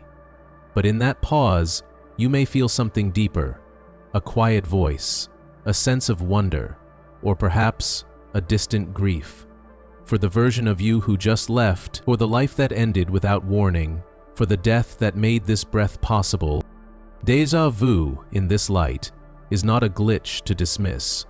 It is a sacred signal, a flicker of awareness from a deeper truth, that life does not end, it shifts, that you are not broken, you are continuing, that you are not lost, you have simply arrived again and again. The brain, rewriting history. There are moments when life folds in on itself. You're standing in a place you've never been, having a conversation for the first time, hearing words that feel both new and ancient, and suddenly the sensation takes hold. You know this moment, you've lived it.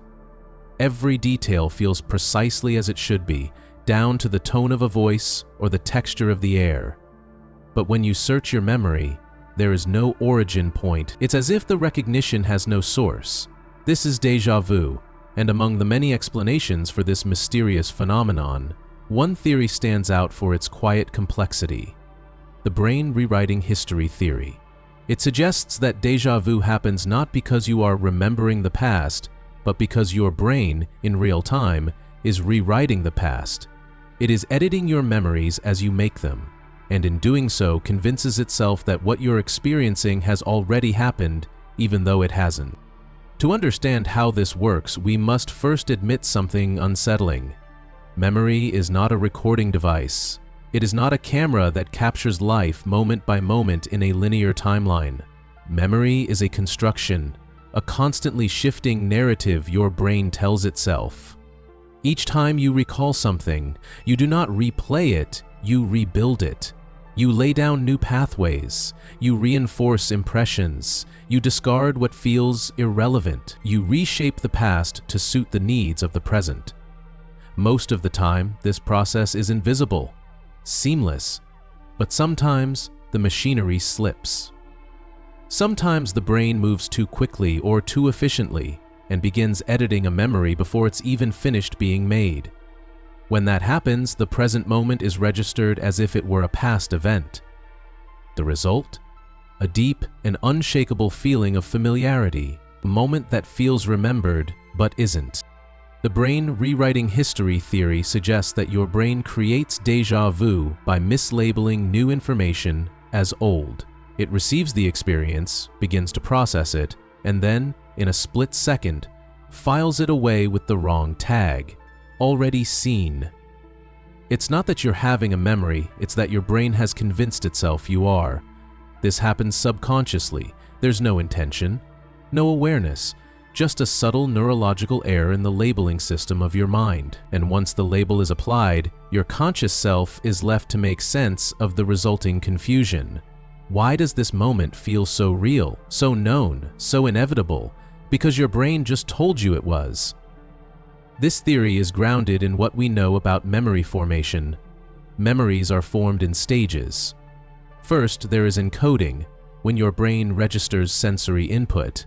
Then consolidation, when the memory is stabilized and stored. Finally, retrieval, when the memory is recalled and reassembled. Each of these stages involves complex coordination across different regions of the brain. But these processes are not perfect. They can overlap, they can bleed into each other, and in high-speed or emotionally neutral moments, your brain may begin consolidating a memory before you're even done experiencing it. When you finally recall it, it feels like something from the past, even though it just happened seconds ago. Imagine walking into a room and seeing a chair in the corner. As your visual system processes the scene, your brain begins assembling it into a coherent memory. But let's say, during that process, your memory system jumps ahead and files it under already known. Now, when you glance at the chair again a second later, you feel an odd certainty. You've seen this before. Not because you remember it, but because your brain told you that you do. What makes this phenomenon so compelling is how natural it feels. Déjà vu doesn't feel like a mistake. It feels like truth. The moment is experienced with a kind of eerie clarity, a purity of recognition that makes doubt impossible. And yet, according to this theory, that clarity is the result of a lie, an illusion your brain crafted to protect the fluidity of your inner narrative. It is your brain's attempt to keep your sense of time and continuity intact, even as it stumbles. This also explains why déjà vu often comes without context. You feel the familiarity, but you can't place it. There's no mental image, no linked memory, no origin point. That's because there is no actual past event. The memory was fabricated in real time. It has no history to recall, only a sensation of recognition.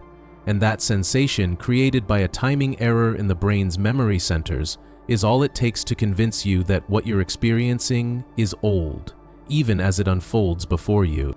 Interestingly, this theory aligns with what we know about the brain's predictive mechanisms. The mind is not a passive receiver of data, it is a constant predictor, anticipating what's next based on past experience. When you see a familiar pattern, your brain fills in the blanks.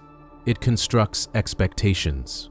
Sometimes those expectations are so accurate that when reality matches them, the brain misinterprets the match as memory. The present overlaps perfectly with what the brain predicted, and so it is filed away not as new, but as remembered. That match, creates the uncanny experience we call déjà vu. It's not just visual information that can trigger this. Sounds, gestures, phrases, even emotional tones can become part of the brain's predictive structure.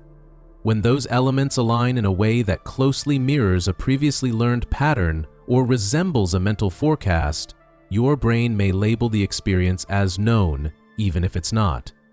The effect is not always conscious. You don't remember in the traditional sense. You feel it. That gut-level certainty is enough to convince you that you've lived this before. The truth is, you haven't. You're simply watching your brain rewrite its own timeline in real time. The brain rewriting history theory is especially intriguing because it requires no metaphysics, no parallel dimensions, no simulation. It is rooted entirely in the brain's natural processing limits and adaptive mechanisms.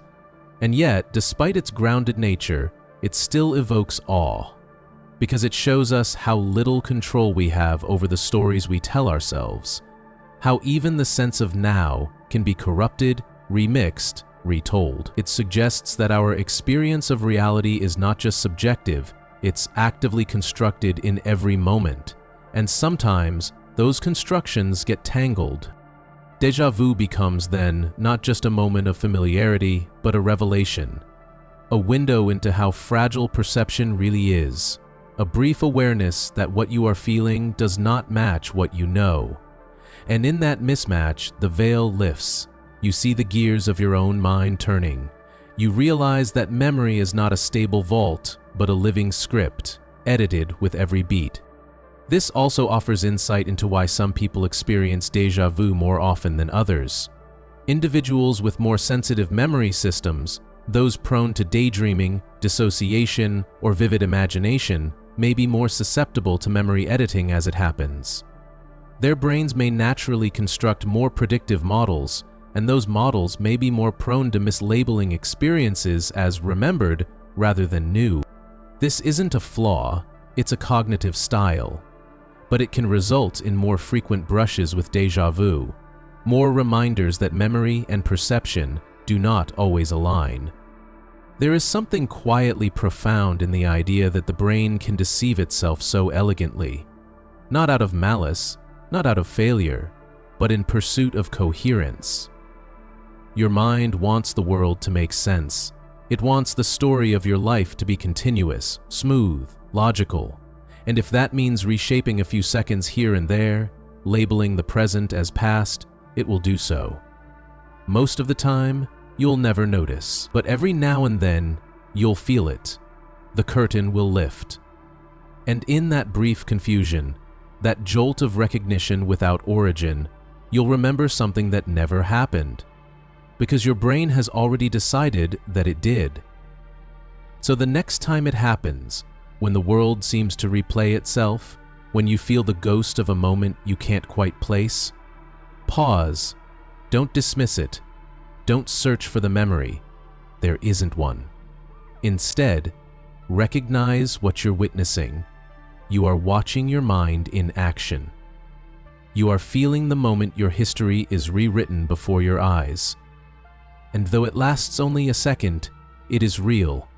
It is profound. It is the brain telling itself a lie so perfect that even you believe it. The divine confirmation signal.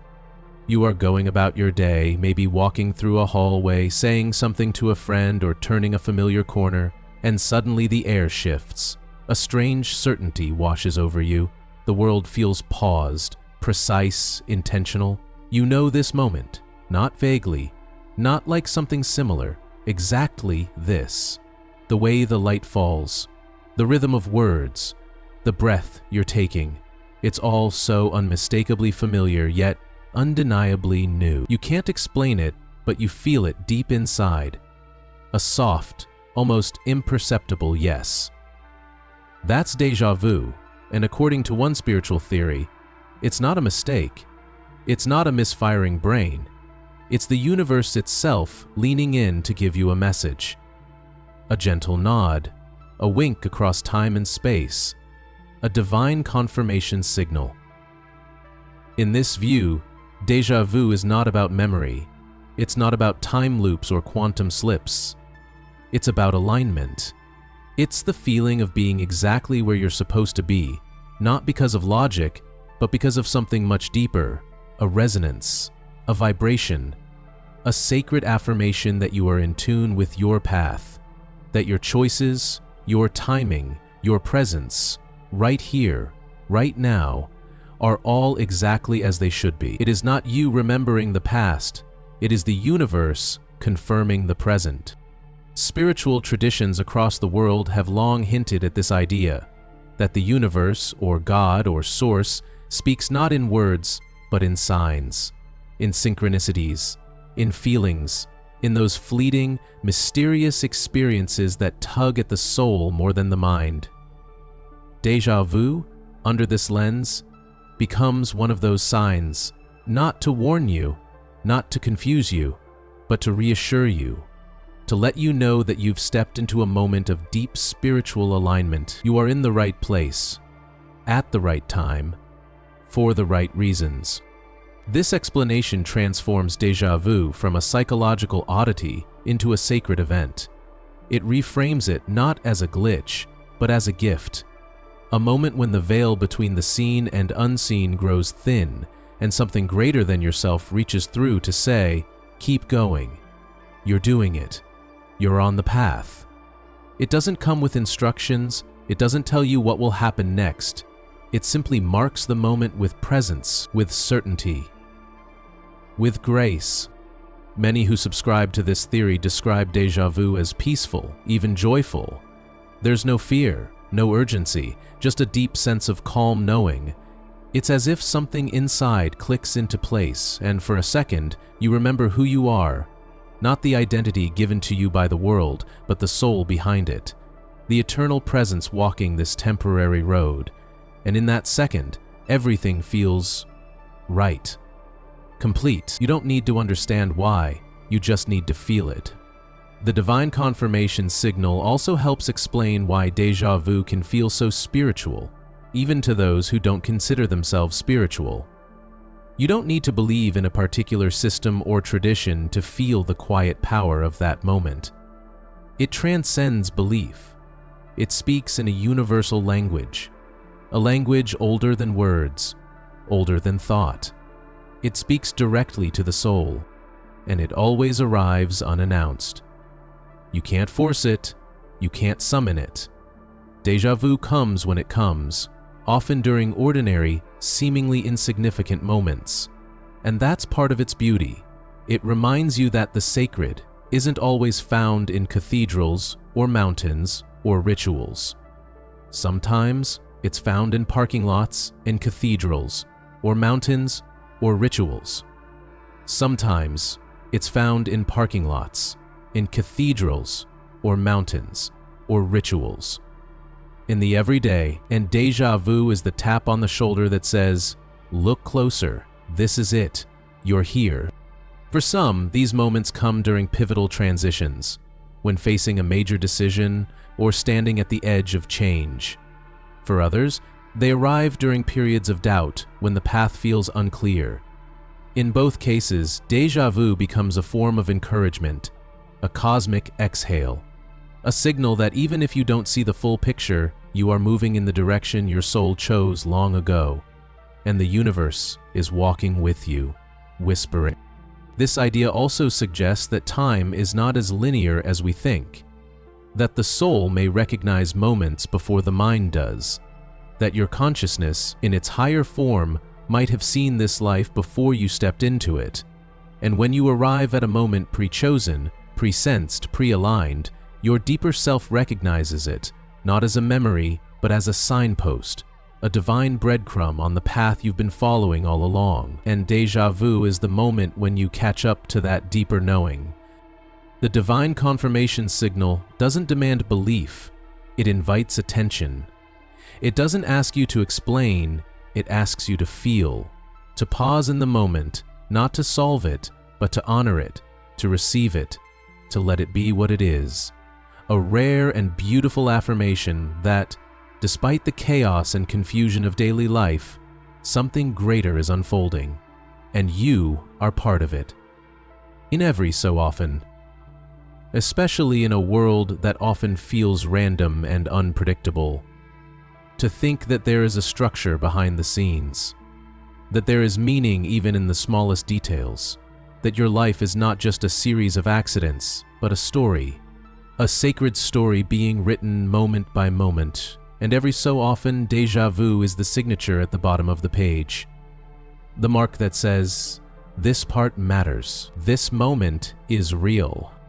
It also brings a new depth to how we view intuition. Maybe that gut feeling, that inner knowing is not just instinct, it's memory. Not from the past, but from the soul, from the part of you that is eternal. Déjà vu then becomes not a message from your brain, but from your being, a soft flare of light from the roadmap your spirit wrote long before you were born. And every time you feel it, it means you've stepped into a scene your soul already chose, a holy repetition, a divine checkpoint. And in that light, you don't need to fear déjà vu. You don't need to question it. You only need to receive it, to trust that it came for a reason, even if you never find out what that reason is. Some things are not meant to be solved. They're meant to be felt, lived, honored, and then released like a breath in the wind. The divine confirmation signal is subtle. It doesn't announce itself with thunder. It comes in stillness. It comes in quiet. It comes when you are most present, most unaware, and in those tiny windows time slows. The world softens, and the divine speaks, not with a voice, but with a feeling. A moment of perfect, inexplicable recognition, the kind that makes you close your eyes and smile without knowing why. So the next time it happens, when a scene locks into place and your whole being whispers, "I've been here before," don't rush past it. Pause. Feel it. Let it anchor you. Let it comfort you. Let it guide you. Because you are not lost, you are not behind, you are not broken. You are exactly where you need to be. And the universe just told you so, the time traveler's ripple. It often comes out of nowhere.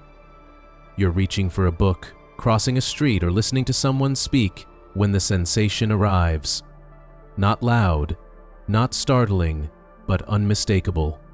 A moment that feels exactly like something you've already lived. You're certain it happened before, so certain that it catches your breath. But when you try to pinpoint when or where, your memory fails. There's no moment to match it, no memory to hold. Only the lingering sense that something is repeating.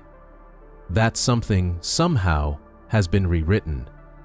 This is déjà vu, and among the strangest and most captivating theories about it lies a possibility that reads like science fiction.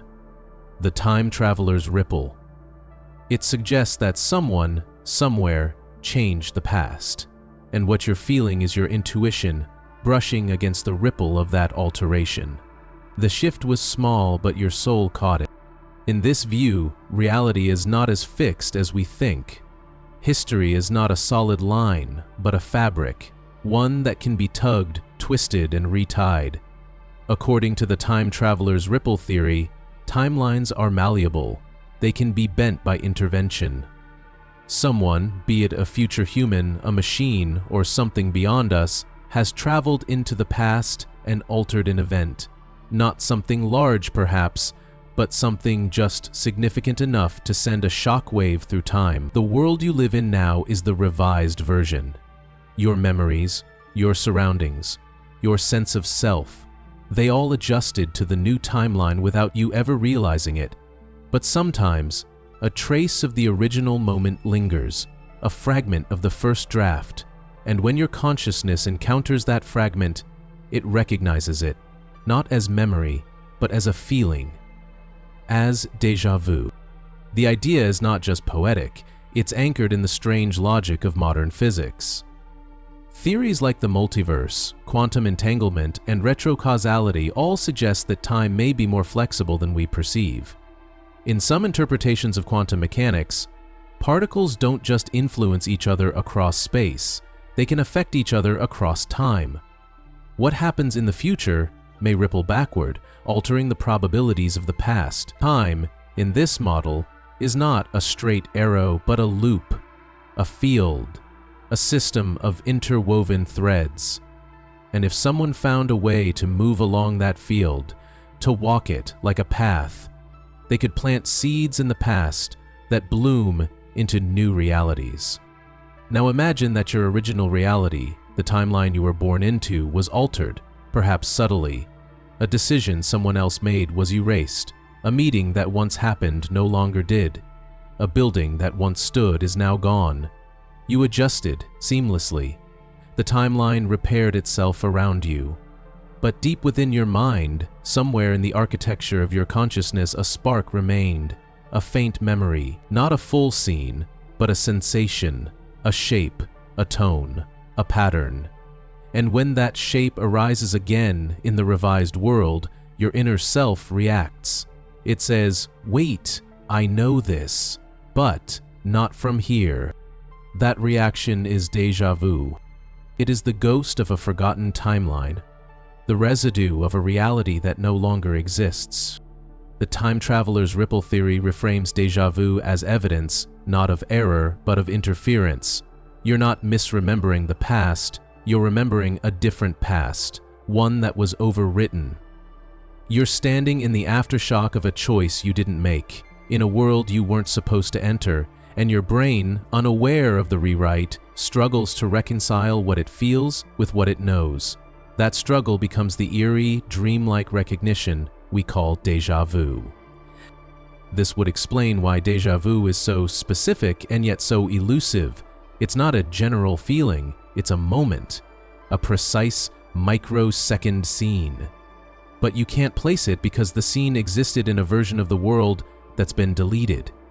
Not erased exactly, but overwritten, like a file replaced with an updated copy. The original is gone, but your consciousness, your soul perhaps, remembers the first version. Not with clarity, not with details, but with vibration, frequency, energy. And when it encounters the echo, it flinches. Déjà vu also often carries a haunting stillness, a sense that time has paused, that something beneath the surface is holding its breath.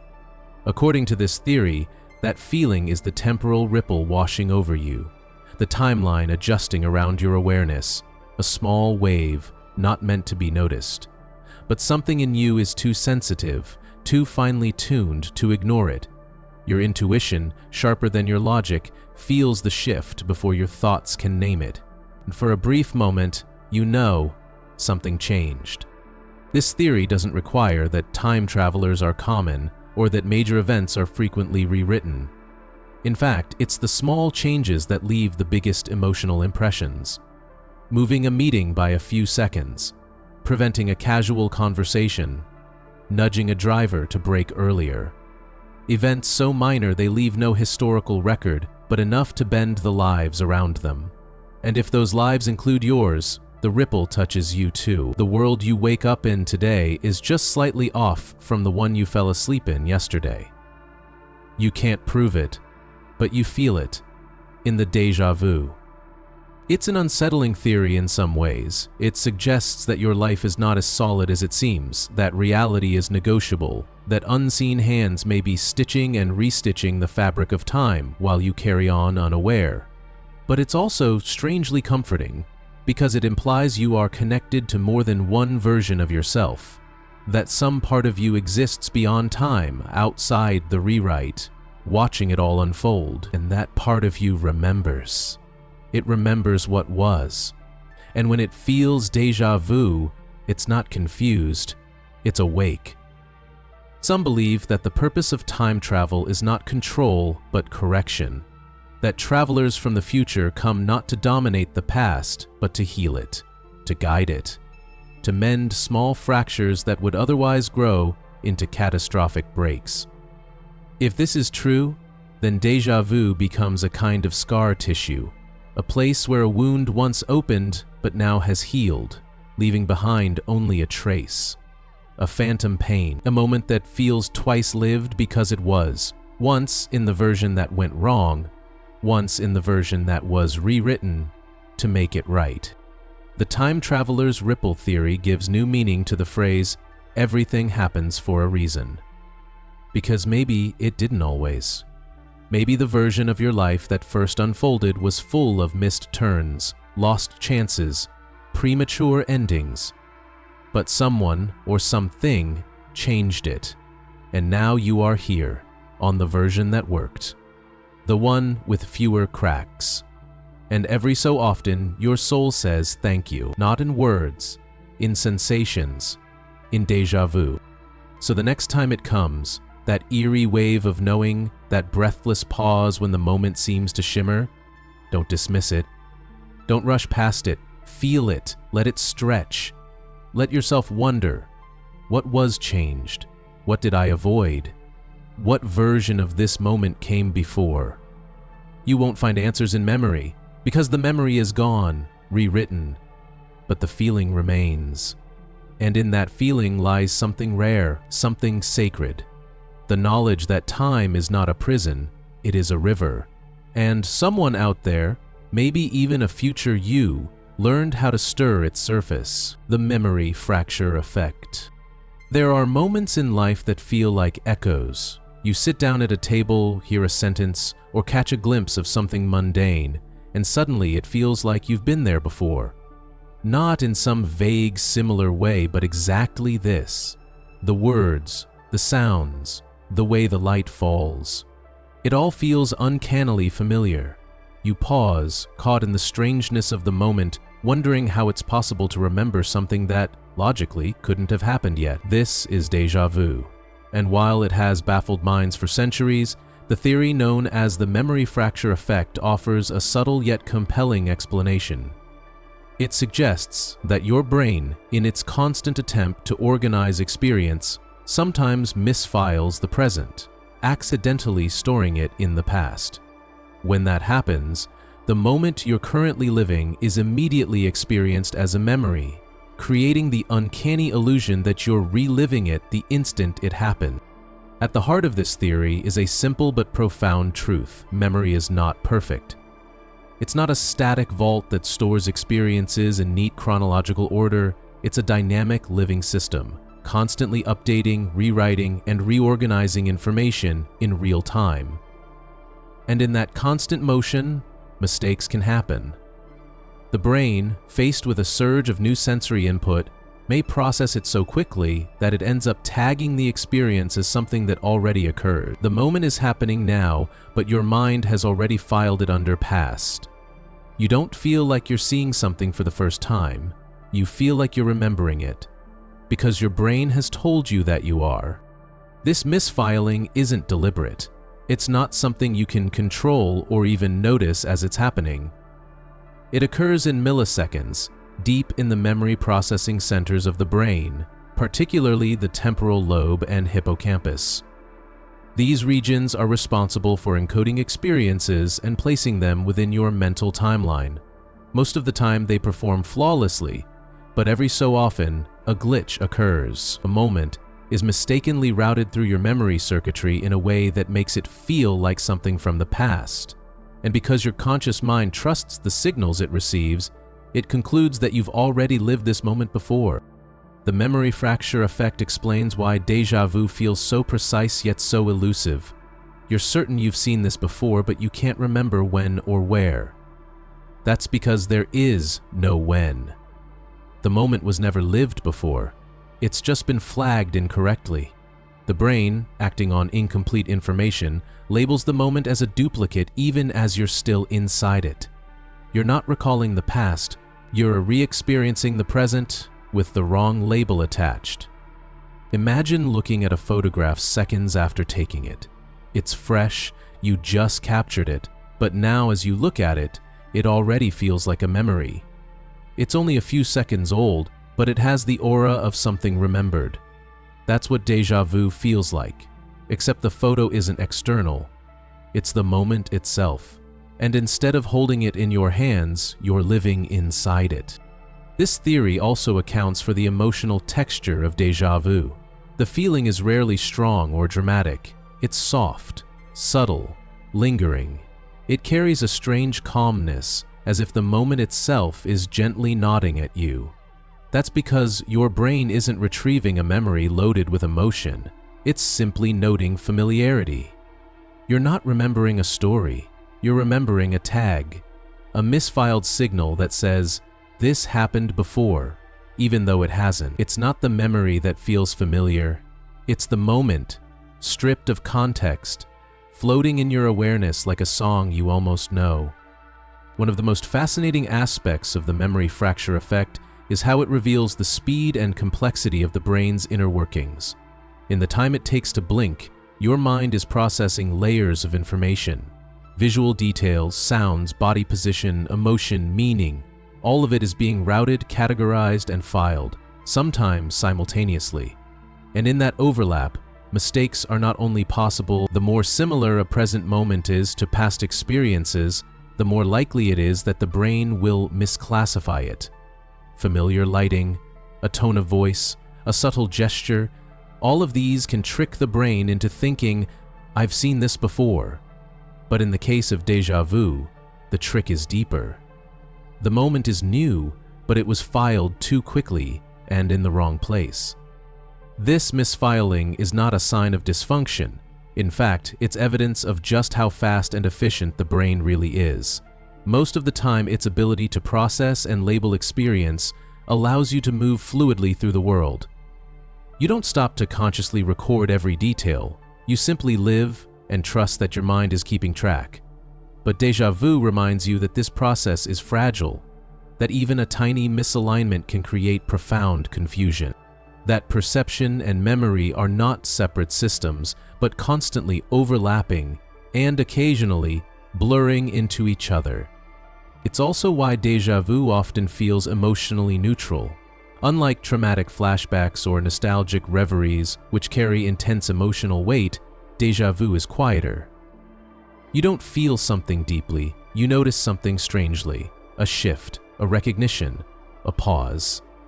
It's as if the brain, upon discovering its own mistake, quietly alerts you that something is off, but doesn't quite know what to do about it. So you stand there, caught between the real and the remembered, unsure whether you're walking into a moment or stepping back into one. The memory fracture effect also explains why déjà vu is more common in younger people. As the brain develops, its memory systems are more plastic, more prone to experimental wiring. In adolescence and young adulthood, the brain is still refining how it stores and retrieves information. This makes it more likely for experiences to be misfiled.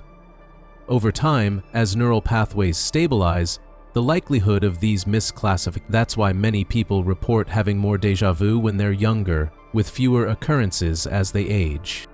Some people experience it more frequently than others. This may be due to subtle differences in how their memory systems are structured, how quickly they process sensory input, or how prone they are to pattern recognition.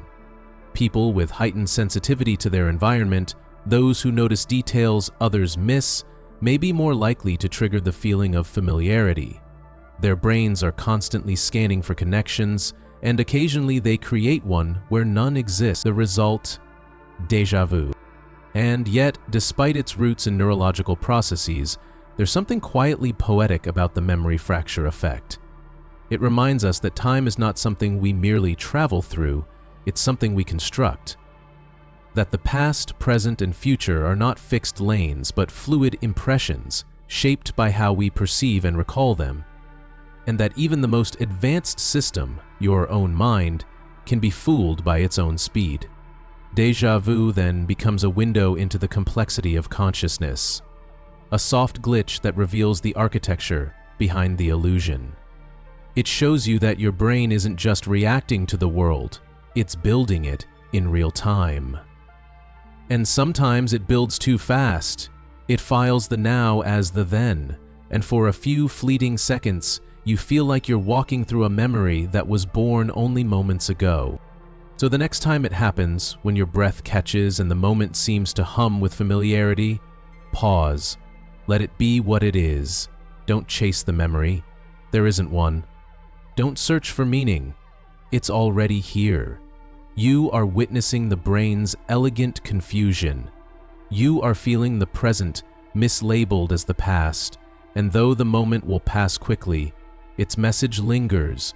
Even your most trusted perceptions are built on sand, and that is not a flaw, it is a wonder. The astral projection residue. You are wide awake, walking through a hallway, entering a cafe, reaching for something on a table, and then it happens. An uncanny stillness in the air.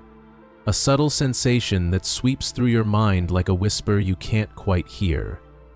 Everything feels hauntingly familiar, not similar, not resembling something else, but exactly this. The color of the walls, the angle of the light, the way someone's voice cuts through the silence. It feels as if you've already lived this moment, though you have no memory of doing so.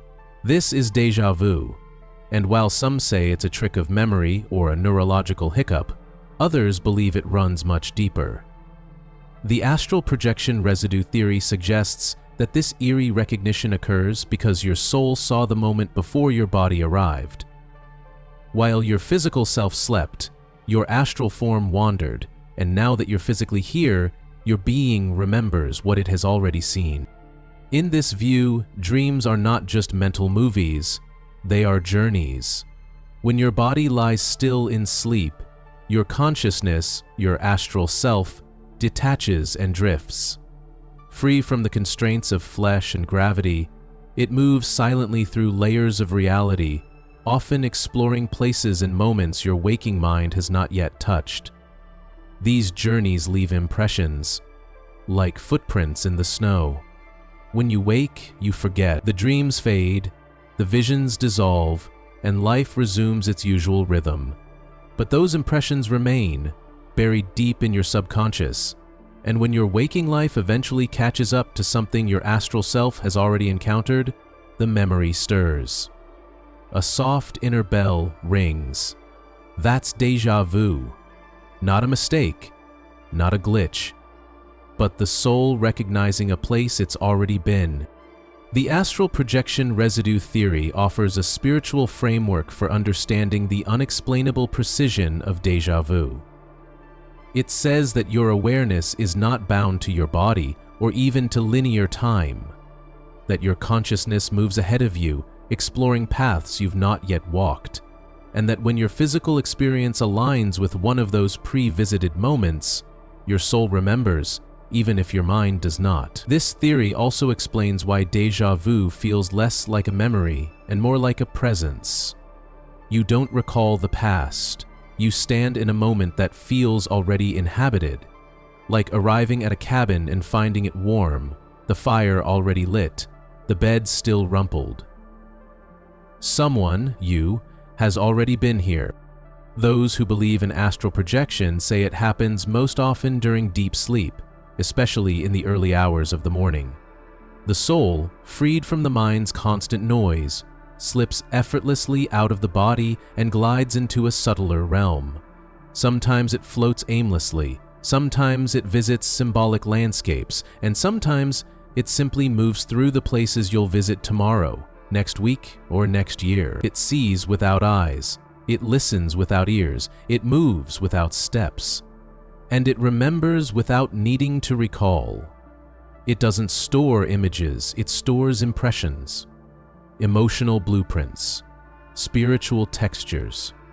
These are what rise during déjà vu, not as memory, but as inner recognition.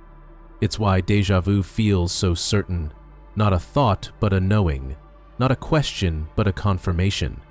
You don't think, "Have I done this before?" You feel it instantly, without doubt, because the soul doesn't guess, it remembers. Not through logic, but through resonance. The moment sings the same note it sang when your astral self passed through, and your being vibrates in response. You are not recreating the past, you are synchronizing with a prior visit. And this is why déjà vu often comes in the quietest, most unexpected moments, not during the dramatic scenes of life, but in the mundane. Making tea, crossing a street, looking at a stranger's face.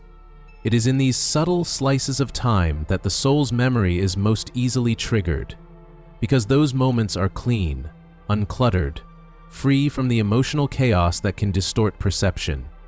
They are windows, thin places where the soul's past touch and the body's present presence meet perfectly.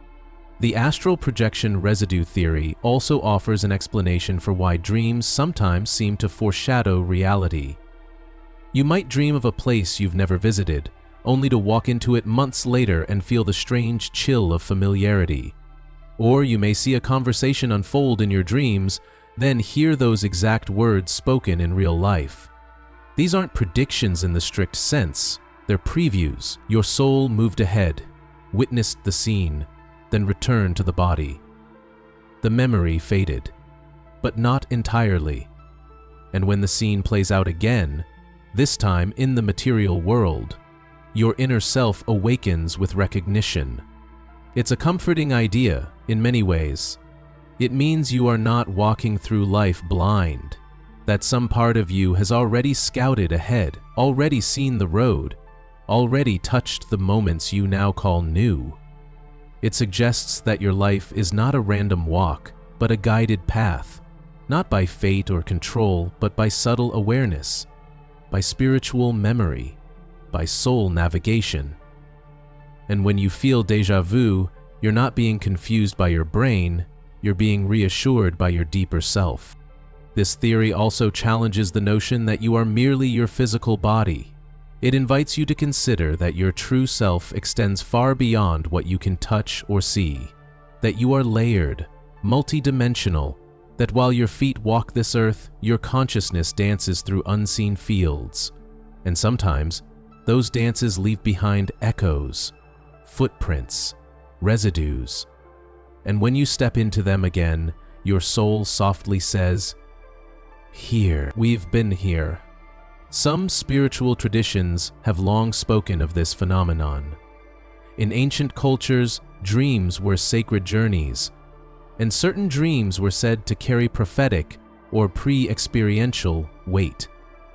Indigenous shamans spoke of soul travel, of the spirit walking in places long before the body ever arrived. In Eastern mysticism, astral travel is a common practice, with teachings about how the soul leaves the body at night and how certain signs, including déjà vu, are indicators of astral impressions returning to the surface. The astral projection residue theory is not new. It is the rediscovery of something ancient, something quietly known. And yet, it doesn't require belief in the supernatural. It only asks you to trust what you feel, to honor the inexplicable, to pay attention when a moment rings louder than it should. You don't need to prove that your soul wandered. You only need to acknowledge the possibility that not all seeing happens with the eyes, that not all memory comes from the mind, that not all recognition comes from time. In this light, déjà vu becomes a gift, a reminder that you are more than your habits, that your awareness is bigger than your biology, that something in you moves ahead, marking the way, leaving soft trails to follow, and that every so often, when you are still enough, when the moment is aligned, you'll step into one of those trails and remember. So the next time it happens, when a second seems to stretch, when a gesture lands with impossible familiarity, when the room feels exactly like something you forgot you knew, pause, breathe. Don't dismiss it. You are not broken. You are not mistaken. You are arriving somewhere your soul has already visited.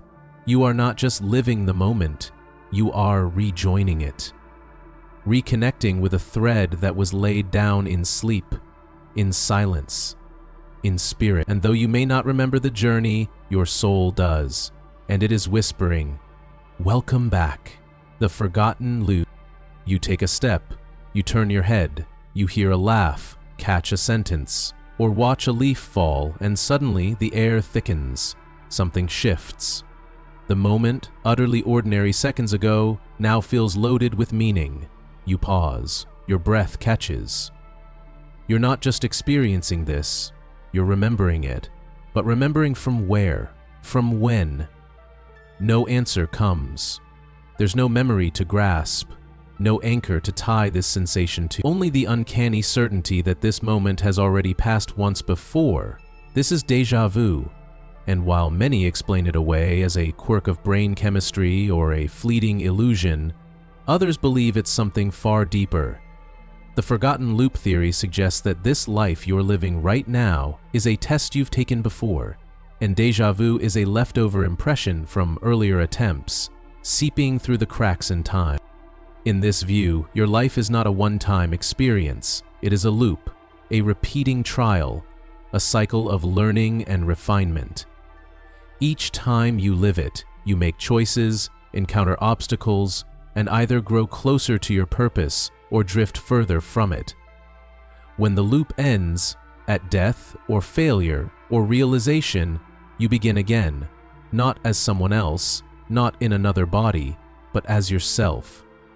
From the start, with the world reset, the memories erased, and the test resumed, you are not aware that this has happened before. The veil is part of the design, but occasionally something slips through. A trace, a flicker. A small fragment of your former self emerges in perfect synchrony with the moment, and you feel it, not as thought, as déjà vu. The forgotten loop theory reimagines your life as a sacred sequence, a classroom not bound by linear time, but by recursive structure, and déjà vu becomes the faint memory of a lesson you almost mastered. It is the echo of having been here before, the soul's quiet reminder that this is not your first time navigating this scene.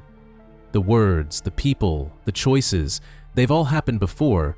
You just don't remember them, but your soul does. And sometimes, when the alignment is precise, that knowing bubbles up. Not fully, not with detail, but enough to stop you mid-step. Enough to make you pause and wonder, why does this feel so familiar? This theory explains why déjà vu feels less like memory and more like resonance. You don't recall an event, you feel its weight. You feel the moment pressing down with déjà, with already, even though your conscious mind screams, impossible. That's because it isn't the mind remembering, it's the soul responding, recognizing something it once encountered, not in another life, but in another version of this one. A draft you already lived, a choice you already made, a moment that once carried consequence and now carries memory. And maybe that's the point. The loop isn't about punishment, it's about mastery. It's not about suffering through the same story, but learning from it, refining your instincts, sharpening your intuition, getting it right. Each loop isn't a failure, it's a trial, and déjà vu is a checkpoint, a sign that you've reached a familiar branch, one you've stood at before, one where perhaps you chose wrong the last time. And now, here it is again, rebuilt from scratch, disguised as new, but vibrating with ancient familiarity. It's a haunting thought, that you've done all of this before, that the life you call yours might be version 10 or 20 or 10,000, and yet it's also strangely empowering.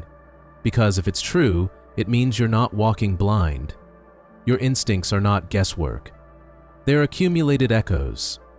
You may not remember the last test, but its shape remains in your bones. The way a moment feels wrong, the way a voice feels significant, the way déjà vu grips you and says, look closer, this part matters. The forgotten loop theory also gives meaning to the recurring patterns in life, the same kinds of people, the same mistakes, the same lessons, delivered in different clothes. What if those aren't accidents? What if those are your curriculum? Repeating until you finally see them clearly, until you choose differently, until you break the cycle.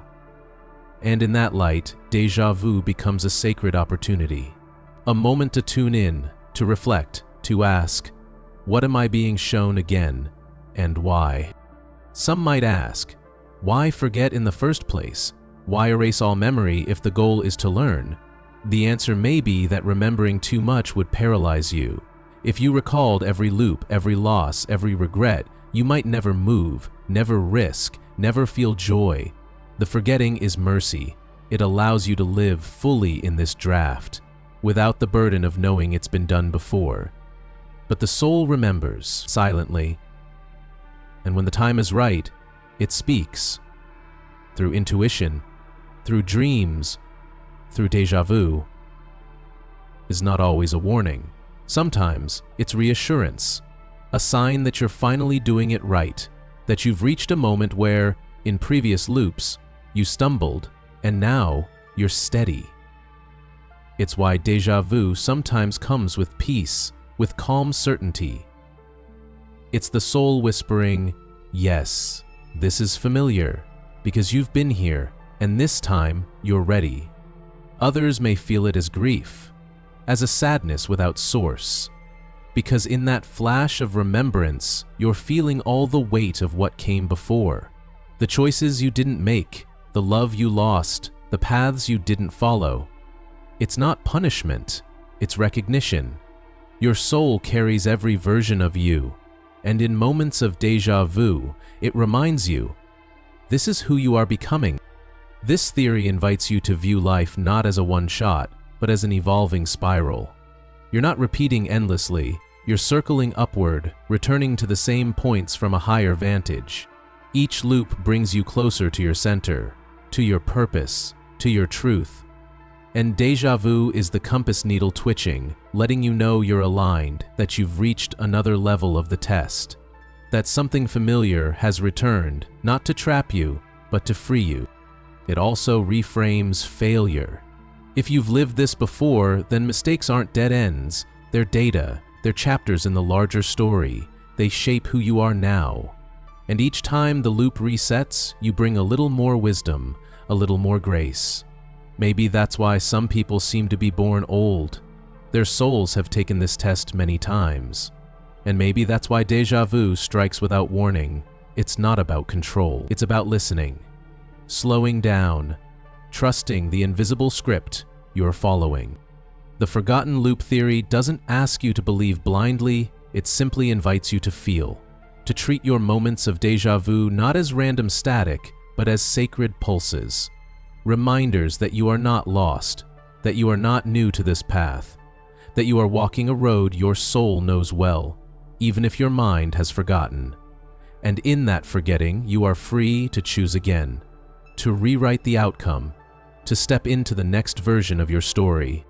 So the next time it happens, when the moment folds in on itself and your breath catches, pause. Don't dismiss it. Don't explain it away. Ask instead, why is this familiar? What part of me remembers this, and what am I being shown? You may not find answers in thought, but in stillness you might hear the whisper of your former self, the one who walked this path before. And if you listen, you might hear her say, this is your moment. Use it well. The brain sync error. It comes without warning.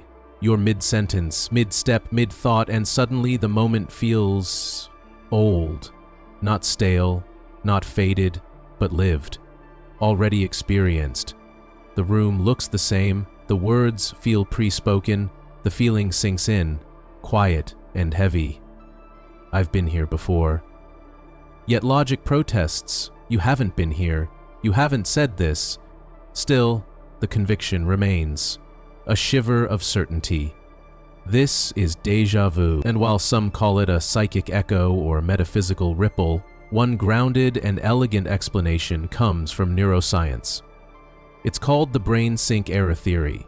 It proposes that your different sensory systems, vision, hearing, touch, smell, process the same moment at slightly different speeds, and when those signals arrive at your brain just out of sync, your mind mistakes the second wave of input as something you've already experienced. The result is a sudden, striking sensation of familiarity, not because you've lived the moment before, but because your brain thinks you have. At its core, the human brain is a master of integration. It takes in billions of sensory inputs from the world every second, weaving them together into a seamless experience of now. Sight, sound, touch, balance, smell, All of it is channeled through complex neural circuits and processed at different speeds. Visual information, for example, moves quickly along the optic nerve and is interpreted by the visual cortex. Auditory signals travel through a separate pathway to the auditory cortex. Tactile input, spatial orientation, and even the sense of bodily motion each follow their own timeline. But to you, it all feels instantaneous. The world is presented as a unified field of experience, effortless and fluid. Except sometimes it's not. Sometimes a small delay, measured in mere milliseconds, throws off the timing. One system reports slightly before the others, another lags just enough to be noticed. The brain, designed to stitch experiences into a coherent whole, now faces a dilemma. It receives the same moment twice, once through one sensory channel, and again, very shortly after, through another.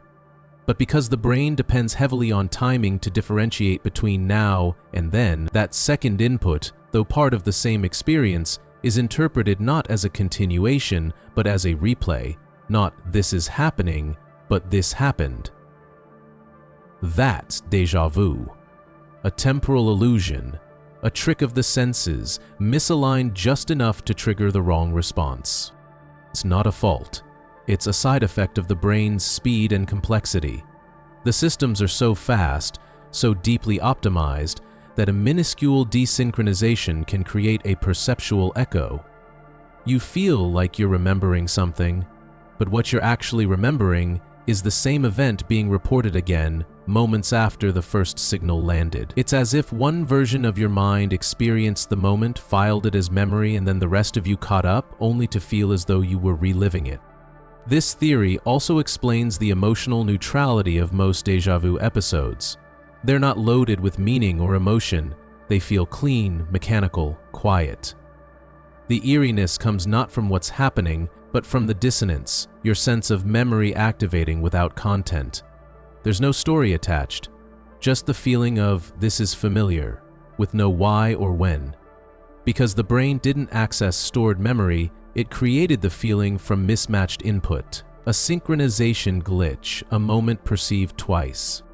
What makes the brain sync error theory so compelling is that it accounts for the precise feel of déjà vu, that fleeting jolt, the pause in thought, the sensation that you're standing half in memory, half in the moment. It's not dramatic, it's subtle.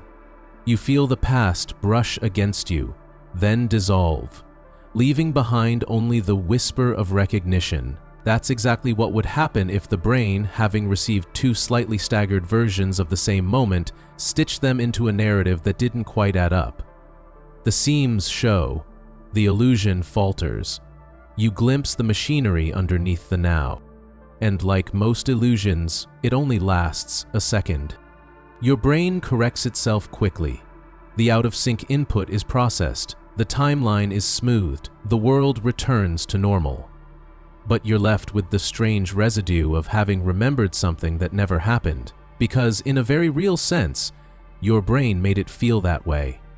You were perceiving the present, but the timing made it feel like a past revisited. Your senses misaligned, and the result was the closest approximation your brain had, déjà vu. This theory is further supported by how déjà vu tends to occur more often when you're tired, distracted, or under mild stress, states in which neural synchronization may be compromised. When the brain's processing is slightly slower or noisier than usual, timing errors are more likely. The signal processing that normally functions with machine-like precision begins to waver, and the tiny slips in timing grow just big enough to become noticeable, not in clarity, but in confusion. Your brain gets tripped up by its own speed. The illusion of a seamless present breaks, and you fall into that uncanny sensation that you've done this already. It also explains why déjà vu is almost never tied to dramatic or highly emotional events. In those moments, your sensory input is sharp, fast, and focused. There's no room for drift. But in slower, calmer states, walking into a room, watching someone speak, listening to rain, it's easier for the brain to misalign. The sensory input is steady and repetitive, allowing timing glitches to surface. That's why déjà vu often strikes during everyday moments, the in-between spaces of life where the mind is quiet and the world is soft. Some researchers have even replicated aspects of the phenomenon using electrical stimulation. When certain areas of the temporal lobe are activated, patients report intense feelings of familiarity, scenes, sounds, environments that feel known, even though they've never experienced them. These artificial déjà vu episodes seem to arise from disrupting the normal timing of memory and perception. The brain is forced into generating the feeling of memory without actual content. This supports the idea that timing, not content, is the key trigger for déjà vu, that it's not what you're seeing, but how fast and when you see it that creates the illusion. But there's something oddly beautiful in this too. The idea that such a deeply existential experience could come from a few milliseconds of sensory mismatch, that your brain, in its attempt to create a unified reality, occasionally stumbles, and in that stumble reveals the delicate scaffolding behind your perception of time. Déjà vu becomes a window, not into a past life or a future timeline, but into the nature of now itself, a moment where your brain accidentally shows you how it builds the illusion of continuity. You are reminded that every moment is a construction, that what you call the present is a symphony of signals arriving at different speeds, harmonized into coherence. And when the harmony falters even slightly, you feel the echo, you feel the overlap, you feel déjà vu. So the next time it happens, when your breath catches and the moment folds into itself, pause. Don't be alarmed. Don't search for a hidden meaning. Instead, marvel at the precision of your mind, at its ability to blur the line between perception and memory with such elegance. You are not remembering the future, you are not rewatching the past, you are watching your brain recalibrate, realign, resynchronize. You are seeing behind the curtain. And in that glimpse, you remember just how fragile, how fluid, and how miraculous your sense of reality truly is. The simulation patch theory. It begins with a pause, a moment that feels slightly too perfect, too known, too rehearsed. You're not remembering, it's more subtle than that. You're realizing. You're recognizing something that shouldn't be familiar, but is. A place, a conversation, a gesture. You've done this before, or at least it feels like you have, but when you search your memory, there's nothing. Only the eerie sense that the present is somehow repeating itself. This is déjà vu. And while many write it off as a brain glitch or memory trick, others look deeper into the structure of reality itself. The simulation patch theory offers a provocative possibility, that we are living in a simulated universe, and déjà vu is the mental lag your consciousness experiences when the simulation receives an update. Reality has been patched, a line of code rewritten, a small change introduced, and your mind, tuned to the flow of the old timeline, stutters as it syncs with the new one. In this theory, reality is not a fixed objective plane, but a dynamic digital construct, a simulation so advanced that its inhabitants, you and everyone else, perceive it as perfectly real. Every object, event, and sensation is rendered on demand by an unfathomably powerful system. Your senses, your thoughts, even your idea of free will are part of the programming. It's not a dystopian nightmare. It's simply the nature of the We're not in a prison, we're in a construct. And like any sophisticated simulation, it requires updates. The stimulation patch theory suggests that these updates don't happen all at once, and they don't always go unnoticed. When a bug is fixed, a variable adjusted, or a storyline nudged, the simulation must momentarily desynchronize from your subjective experience. Your consciousness, constantly syncing with the simulated world around you, encounters a brief conflict. The environment has changed, a line of code is different, and your awareness, which was aligned with the prior version, feels the shift. It's not enough to break the illusion, but it's enough to ripple. That ripple is déjà vu. It's not a memory of the past, it's your mind catching up with the present that was just rewritten. This model would explain why déjà vu so often strikes in quiet, routine moments. The mundane settings of life, hallways, kitchens, coffee shops, are where background updates can be introduced with minimal disruption. These are low-impact environments where changes to variables or conditions can be slipped in cleanly. A name tag changes, a word is added, a face is slightly altered. You don't notice consciously, but your perception lags for a split second. Your brain registers the familiarity of the previous version, but sees the new one. And in that mismatch, déjà vu blooms. It also accounts for the haunting clarity of the experience. Déjà vu doesn't feel like confusion. It feels like recognition, not of content, but of structure. You know this moment not because you lived it before, but because you lived a version of it.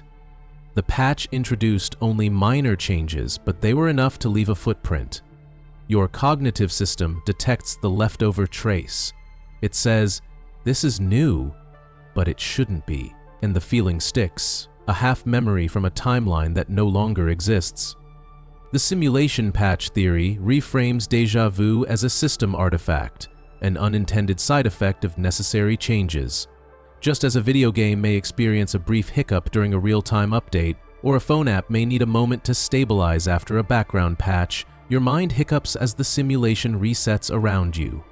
It's not a flaw, it's a signal that the world just changed, quietly and without fanfare. And the implications run deep. If déjà vu is the signature of a timeline update, then it means reality is not continuous. It's modular. It can be edited. The future can be rewritten, and the past can be adjusted. You may not notice the edits, but some part of you does, and that part responds with déjà vu. It's not that you remember the moment. It's that you remember the version of the moment that existed seconds before the patch was applied. It's your consciousness catching up with the new now. This theory also provides a strange comfort. It suggests that you are not passive in the simulation. You are sensitive, a participant whose consciousness is wired into the deepest mechanics of the world. You may not know when or why the simulation updates, but you feel it. Not always, not often, but enough to know that the fabric of your reality is being woven in real time, and that occasionally the thread shifts in your hand.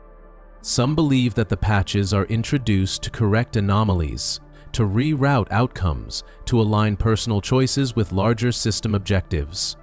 Maybe your life was headed toward a failure point. Maybe a bug in the code was causing recurring suffering. A patch is deployed, the world softens, the trajectory shifts. You wake up in a version of reality where the outcomes are slightly better. You don't remember the change, but you feel it. That strange resonance, that familiarity without source, that quiet moment of déjà vu. Others believe the patches come from outside agents, architects of the simulation, tweaking conditions for reasons beyond your perception, adjusting parameters, smoothing timelines, nudging evolution. Déjà vu in this case becomes the byproduct of a cosmic intervention, a glitch too small to crash the system, but large enough to whisper, something just changed. And perhaps that's why déjà vu can feel unsettling. It's not just the familiarity, it's the dissonance, the intuitive knowledge that something was altered, but you can't say what. You're not imagining it. You're detecting it. Your brain, designed to sense patterns and anomalies, is responding to a version conflict. The moment you're in has been overridden, but the echo of the prior build hasn't fully cleared. Your perception shudders as it reboots, and then, just as suddenly, it passes. The world smooths out. The present regains its shine. The update is complete, and you move on, unaware of how close you came to noticing the architecture behind it all. The simulation patch theory doesn't demand belief in machines or aliens. It simply proposes that our universe behaves more like a programmable environment than a random collection of particles. That consciousness interfaces with a system, not a void, and that every so often that system refreshes, and your awareness, delicate and sharp, catches the ripple. This perspective invites a new kind of attention. The next time déjà vu comes, when the moment pauses and hums with impossible precision, listen. Don't resist. Don't explain it away. Ask instead, what just changed? What part of this scene was rewritten? What version of this moment did I nearly forget? You may not receive an answer, but the asking itself is powerful. It reminds you that you are more than a user. You are part of the code. And the code just shifted. And if that's true, then maybe déjà vu is not just a symptom. Maybe it's a clue. A quiet confirmation that this world is not as fixed as it seems. That your life is not running on rails, but in layers. That your mind is not imagining the familiar, but remembering what was just replaced. So the next time the air bends around a moment and your body pauses with recognition your memory cannot explain, trust it. You've just lived through a patch. The world is slightly different now. You are in the updated version. And déjà vu was your soul, your mind, your perception, realigning with the new now, the hidden observer effect. You're walking down a familiar street, the sun casting long shadows on the pavement, a breeze rustles the leaves, and a distant dog barks. Suddenly, a profound sensation washes over you, a feeling that you've lived this exact moment before. The sights, sounds, even the emotions feel eerily familiar. Yet, you can't pinpoint when or where this experience occurred. This is déjà vu. While many attribute this phenomenon to memory glitches or neurological anomalies, the hidden observer effect offers a different perspective. It posits that your life is being observed, perhaps even rehearsed, by entities beyond your perception. Déjà vu, in this context, is the residual trace of these rehearsals, a momentary overlap between your lived experience and the observer's prior simulations.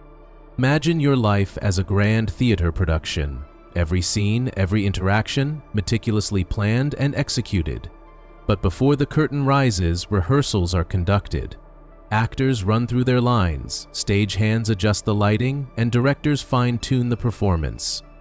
These rehearsals, though unseen by the audience, are integral to the final show. Similarly, the hidden observer effect suggests that our experiences might be pre-lived or simulated by observers, and déjà vu is the fleeting memory of these unseen rehearsals. This theory challenges our conventional understanding of consciousness and reality. It implies that our experiences might not be entirely our own, but shared or influenced by external entities. These observers could be advanced intelligences, higher dimensional beings, or even future versions of ourselves conducting simulations to guide our present actions. The sensation of déjà vu then becomes a clue, a glitch in the matrix, so to speak. It's the moment when the boundaries between the rehearsal and the live performance blur, allowing us a glimpse into the underlying framework of our reality. This perspective aligns with certain interpretations of quantum mechanics, where the act of observation influences the outcome of events. Moreover, the hidden observer effect resonates with philosophical concepts like the panopticon, a structure where individuals are constantly observed without their knowledge, influencing their behavior. In our context, the observer's presence, though undetected, subtly shapes our decisions, nudging us towards certain paths. Critics might argue that this theory lacks empirical evidence and veers into the realm of science fiction. However, it's essential to recognize that many scientific breakthroughs began as speculative ideas. The hidden observer effect invites us to question the nature of our reality and consider possibilities beyond our current understanding. In conclusion, the hidden observer effect offers a compelling lens through which to view déjà vu. It suggests that these moments of uncanny familiarity are not mere coincidences or brain anomalies, but glimpses into a deeper, more complex reality. A reality where our lives are intertwined with unseen observers, rehearsed and refined before unfolding in our conscious experience. The collapse of timelines. You're standing in the middle of a conversation, or maybe just turning a corner, when something strange happens. For a fraction of a second, everything feels too perfect, too known, as if the moment has already passed. The light, the voice, the expression, all of it feels like it's repeating, not from your memory, but from another life altogether. A life that doesn't quite belong to this one, but has suddenly become yours. You don't just feel familiarity, you're carrying it. This is déjà vu, and according to one of the more metaphysically charged theories, it isn't just your mind playing tricks.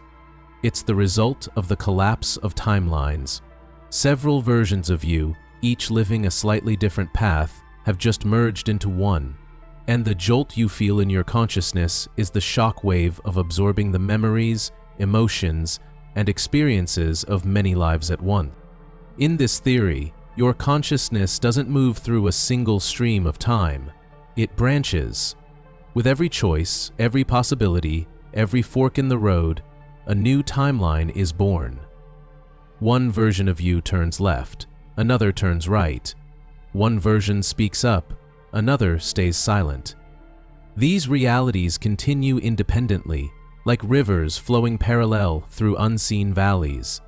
Most of the time, they never touch, but sometimes they converge. Whether through natural cosmic fluctuation or some deeper spiritual design, the timelines collapse into one dominant thread. The versions of you that once diverged are now one, and in that instant, your consciousness is flooded with subtle, fragmented echoes from those now extinct lives. Déjà vu, then, is not about remembering the past. It's about integrating what once belonged to another version of you. The memory doesn't come with clarity. It comes with texture, emotion, energy. It arrives without a timestamp or origin, because it didn't happen here. It happened in one of the other lives, the one where you made a slightly different choice, spoke a different sentence, lived a slightly. Now that timeline has folded into this one, and your brain, in a moment of surprise, says, "I remember this," even though you shouldn't. This theory explains the specific quality of déjà vu, the way it feels more like reliving than remembering. You don't recall the moment like a story, you inhabit it again, like a scene you were just pulled back into. There's no sense of history, only immediacy. The details rush in with an uncanny sense of rightness, yet they don't quite fit into your narrative. It's because they were imported from another version of your life, one that no longer exists except as memory data in your integrated mind. The collapse of timelines theory isn't just poetic, it aligns with certain speculative interpretations of quantum mechanics and the multiverse. In this view, reality is constantly splitting into branches, and all possibilities happen somewhere. But perhaps these timelines are not eternal. Maybe some converge. Maybe reality occasionally prunes the tree of infinite lives, reabsorbing alternate branches into a more stable core. When that happens, everything those alternate selves experienced becomes yours. Not in full, not consciously, but in essence, in flashes, in déjà vu. This may also explain why déjà vu often feels emotionally significant, even if the event itself is trivial. You could be walking past a stranger or opening a door, and suddenly you're overcome with a sense of importance, as if the moment holds more weight than it seems. It's not the act, it's the merger, the collapse. You're not just living a moment, you're receiving input from other versions of you who may have walked different paths to reach this same point. The emotions they felt, their fears, hopes, or regrets, are now resonating in you. You are not just one self, you are many, braided together into the person you are now. Some philosophers have suggested that what we call identity is more fluid than we believe. We think of ourselves as single continuous beings moving through time. But what if the self is more like a collection? A council of possible lives, constantly rebalancing, converging, reshaping. Déjà vu, then, becomes the conscious symptom of a deeper metaphysical event, a point of fusion, a merging of perspectives. You, as you are now, didn't exist yesterday, not in this exact form. You are the result of timelines resolving themselves, collapsing, and choosing you as the surviving strand. The implications are profound. It means that some part of you has already made other choices, lived other lives, loved other people, faced different challenges. And when you feel déjà vu, you're touching the edges of those stories, stories that still exist in the echo chamber of your expanded consciousness. You don't remember the details, but your soul does. And in moments of overlap, those details briefly rise to the surface. They arrive without form, only feeling, but the feeling is unmistakable. You have lived this before, just not here. This theory also suggests that your personal evolution is non-linear. Growth doesn't happen only through the passage of time in one life, but through the integration of many. Every collapse of timelines brings you not just new memories, but new insights, new intuitions, new fragments of wisdom. You may suddenly understand something you've never studied, or feel older than your years, or wake up with a deep certainty that something matters, even if you don't know why. These are the shadows of other selves, now part of you. You're not remembering lessons, you're inheriting them. And what if this collapse is happening all the time? What if every choice you make closes 1,000 possibilities and absorbs their weight into your being? You are constantly evolving not just forward, but inward, folding other versions of yourself into the story of this one. Déjà vu is just the moment you notice, the brief crack in your awareness where the echoes spill through. It doesn't last long because the mind prefers unity. It likes continuity, so it quickly smooths over the merge. You go on. But something in you has changed. You are more complete than you were a moment ago. There is something beautiful in this.